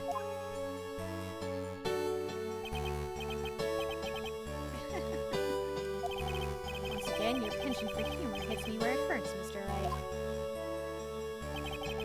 I think it's pretty amazing that you can laugh in your position. However, your lightheartedness doesn't change the fact that the bust is under there. We all know that you couldn't leave the lodging house by yourself in your condition. That proved inconvenient when Ms. Von Karma happened to search your room yesterday. If she had found the murder weapon in your room, it would have been all over. Which is why you had to hide it, in the only place that you could hide it. Under your wheelchair. Which is why, Acro, I have to ask you again. Could you please remove the blanket from the wheelchair? Well done, Mr. Wright. Masterfully played.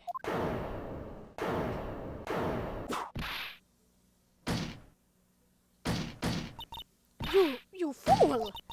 How could you?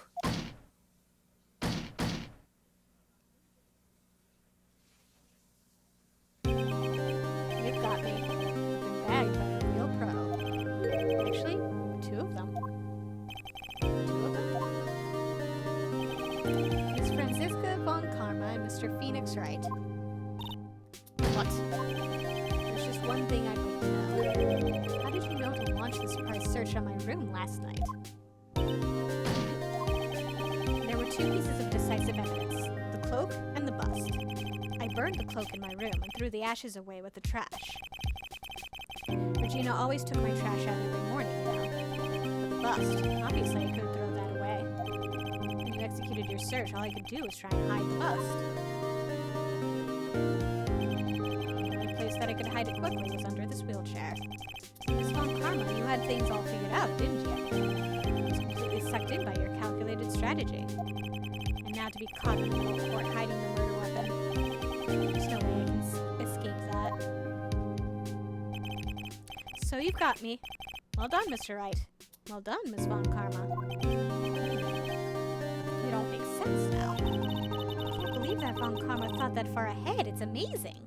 Huh. You definitely couldn't tell by looking at her. I know I sure couldn't.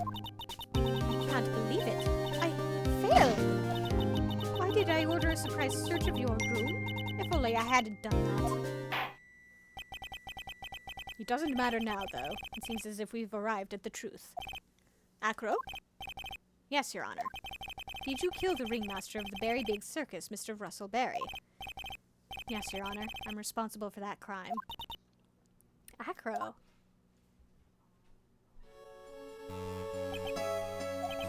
All my brother did was wanted Regina to like him. That's why he'd tease her. One day, my brother sprinkled some pepper on Regina. She started sneezing so hard, you couldn't help yourself from laughing. That's why Regina thought it'd be funny to get him back in the same way. And that's why she covered the scarf in pepper. I know she didn't want anything bad to happen, I know this. She just wanted to make my brother sneeze a few times too. But I just couldn't forgive her, no matter what. What am I truly guilty of? Guilty of never ever being able to understand her. Your brother became a star. Regina believed in that so purely. She would laugh innocently when saying it, too innocently. I just couldn't stand it, no matter how hard I tried. That's when you decided to do something about Regina. What do you mean by that? So are you saying that you are a victim in all of this as well? No, that's not what I mean. I'm nothing but a murderer, that's who I am. At first I thought I'd kill myself, then I pondered giving myself up. But I'm just up and leave. I just couldn't. That's why I tried to pin this on Max. Max, I'm so sorry. I just couldn't up and leave yet. This has been such a strange case. It's almost a reflection of the circus itself. I'm an idiot. I can't believe it. You beat me again. I believe this case is now beyond any point of possible discussion. Thus, I'd like to declare my verdict. Not guilty.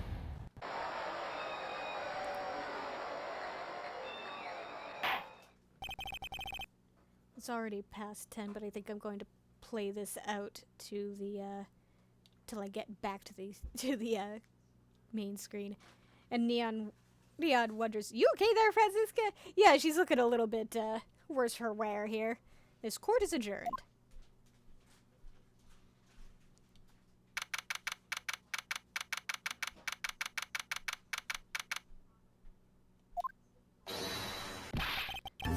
Fabulous!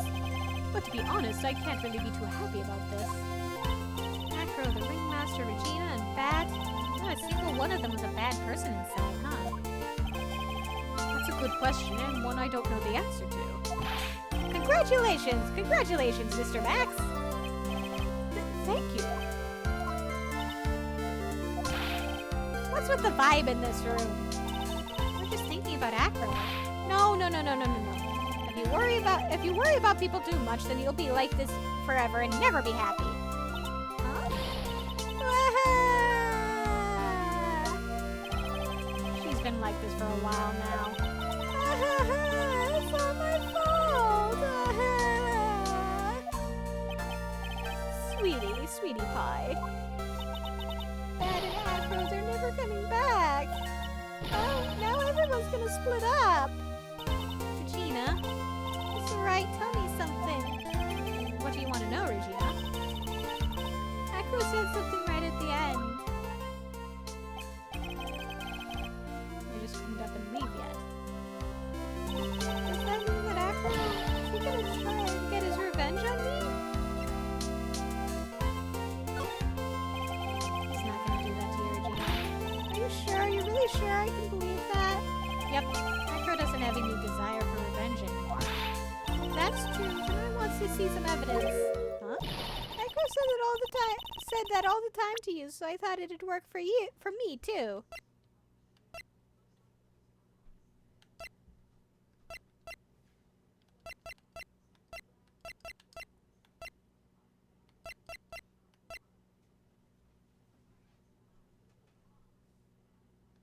Evidence that he won't go after her?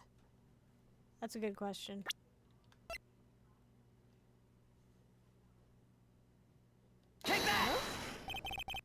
Acro didn't want to get caught for a reason. He wanted to see his brother open his eyes again.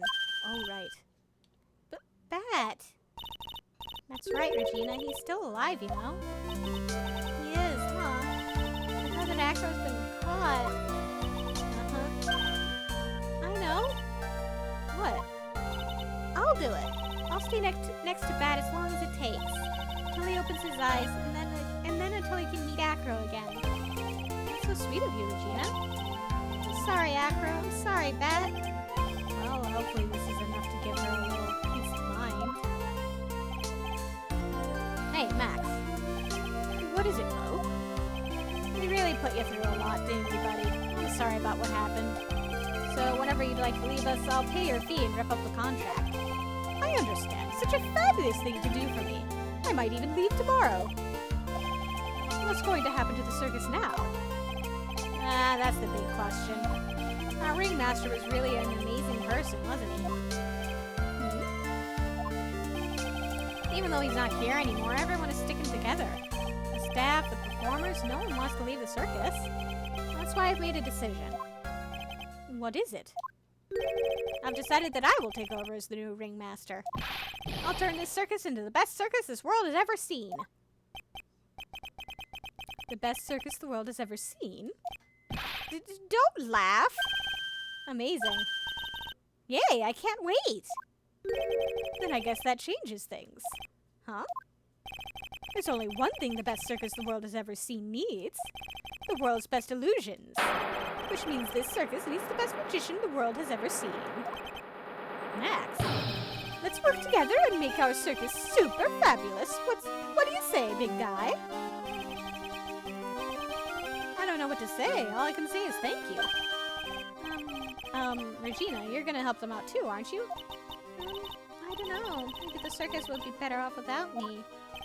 What are you talking about, Regina? Why do you think that I brought you to court today? We've got to work together to make the very big circus bigger than it's ever been. Whoa. Mo's right, sweetie pie. It can't be the Berry Big Circus without Regina Berry. Max. Nick! It seems like everything is going to turn out all right here. I can't wait to go see the best circus the world has ever seen. We'll save you the most fabulous seats. It'll take us a while to get ready, but I'm gonna order special whoopee cushion seats. Ha ha ha ha ha ha ha.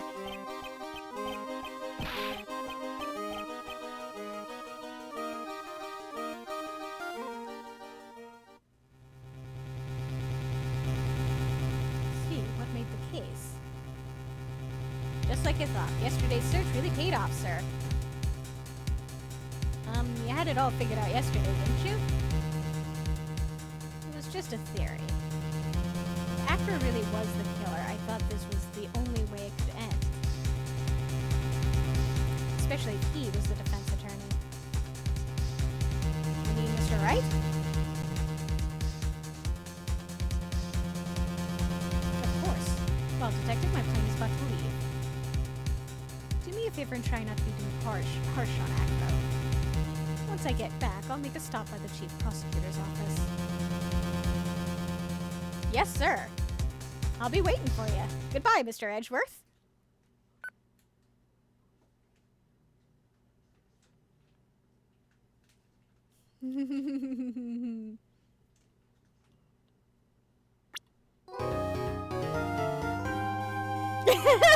Neon says, zombie!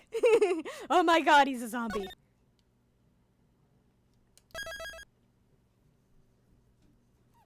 Zombie Edgeworth.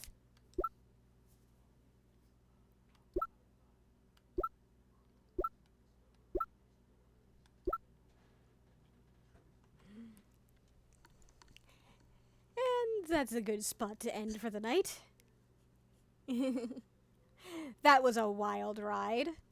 Especially when I ended up... and I came through by the skin of my teeth. At the end there. But yeah. I guess we're gonna be going up against Zombie Edgeworth next. Or something. But until then...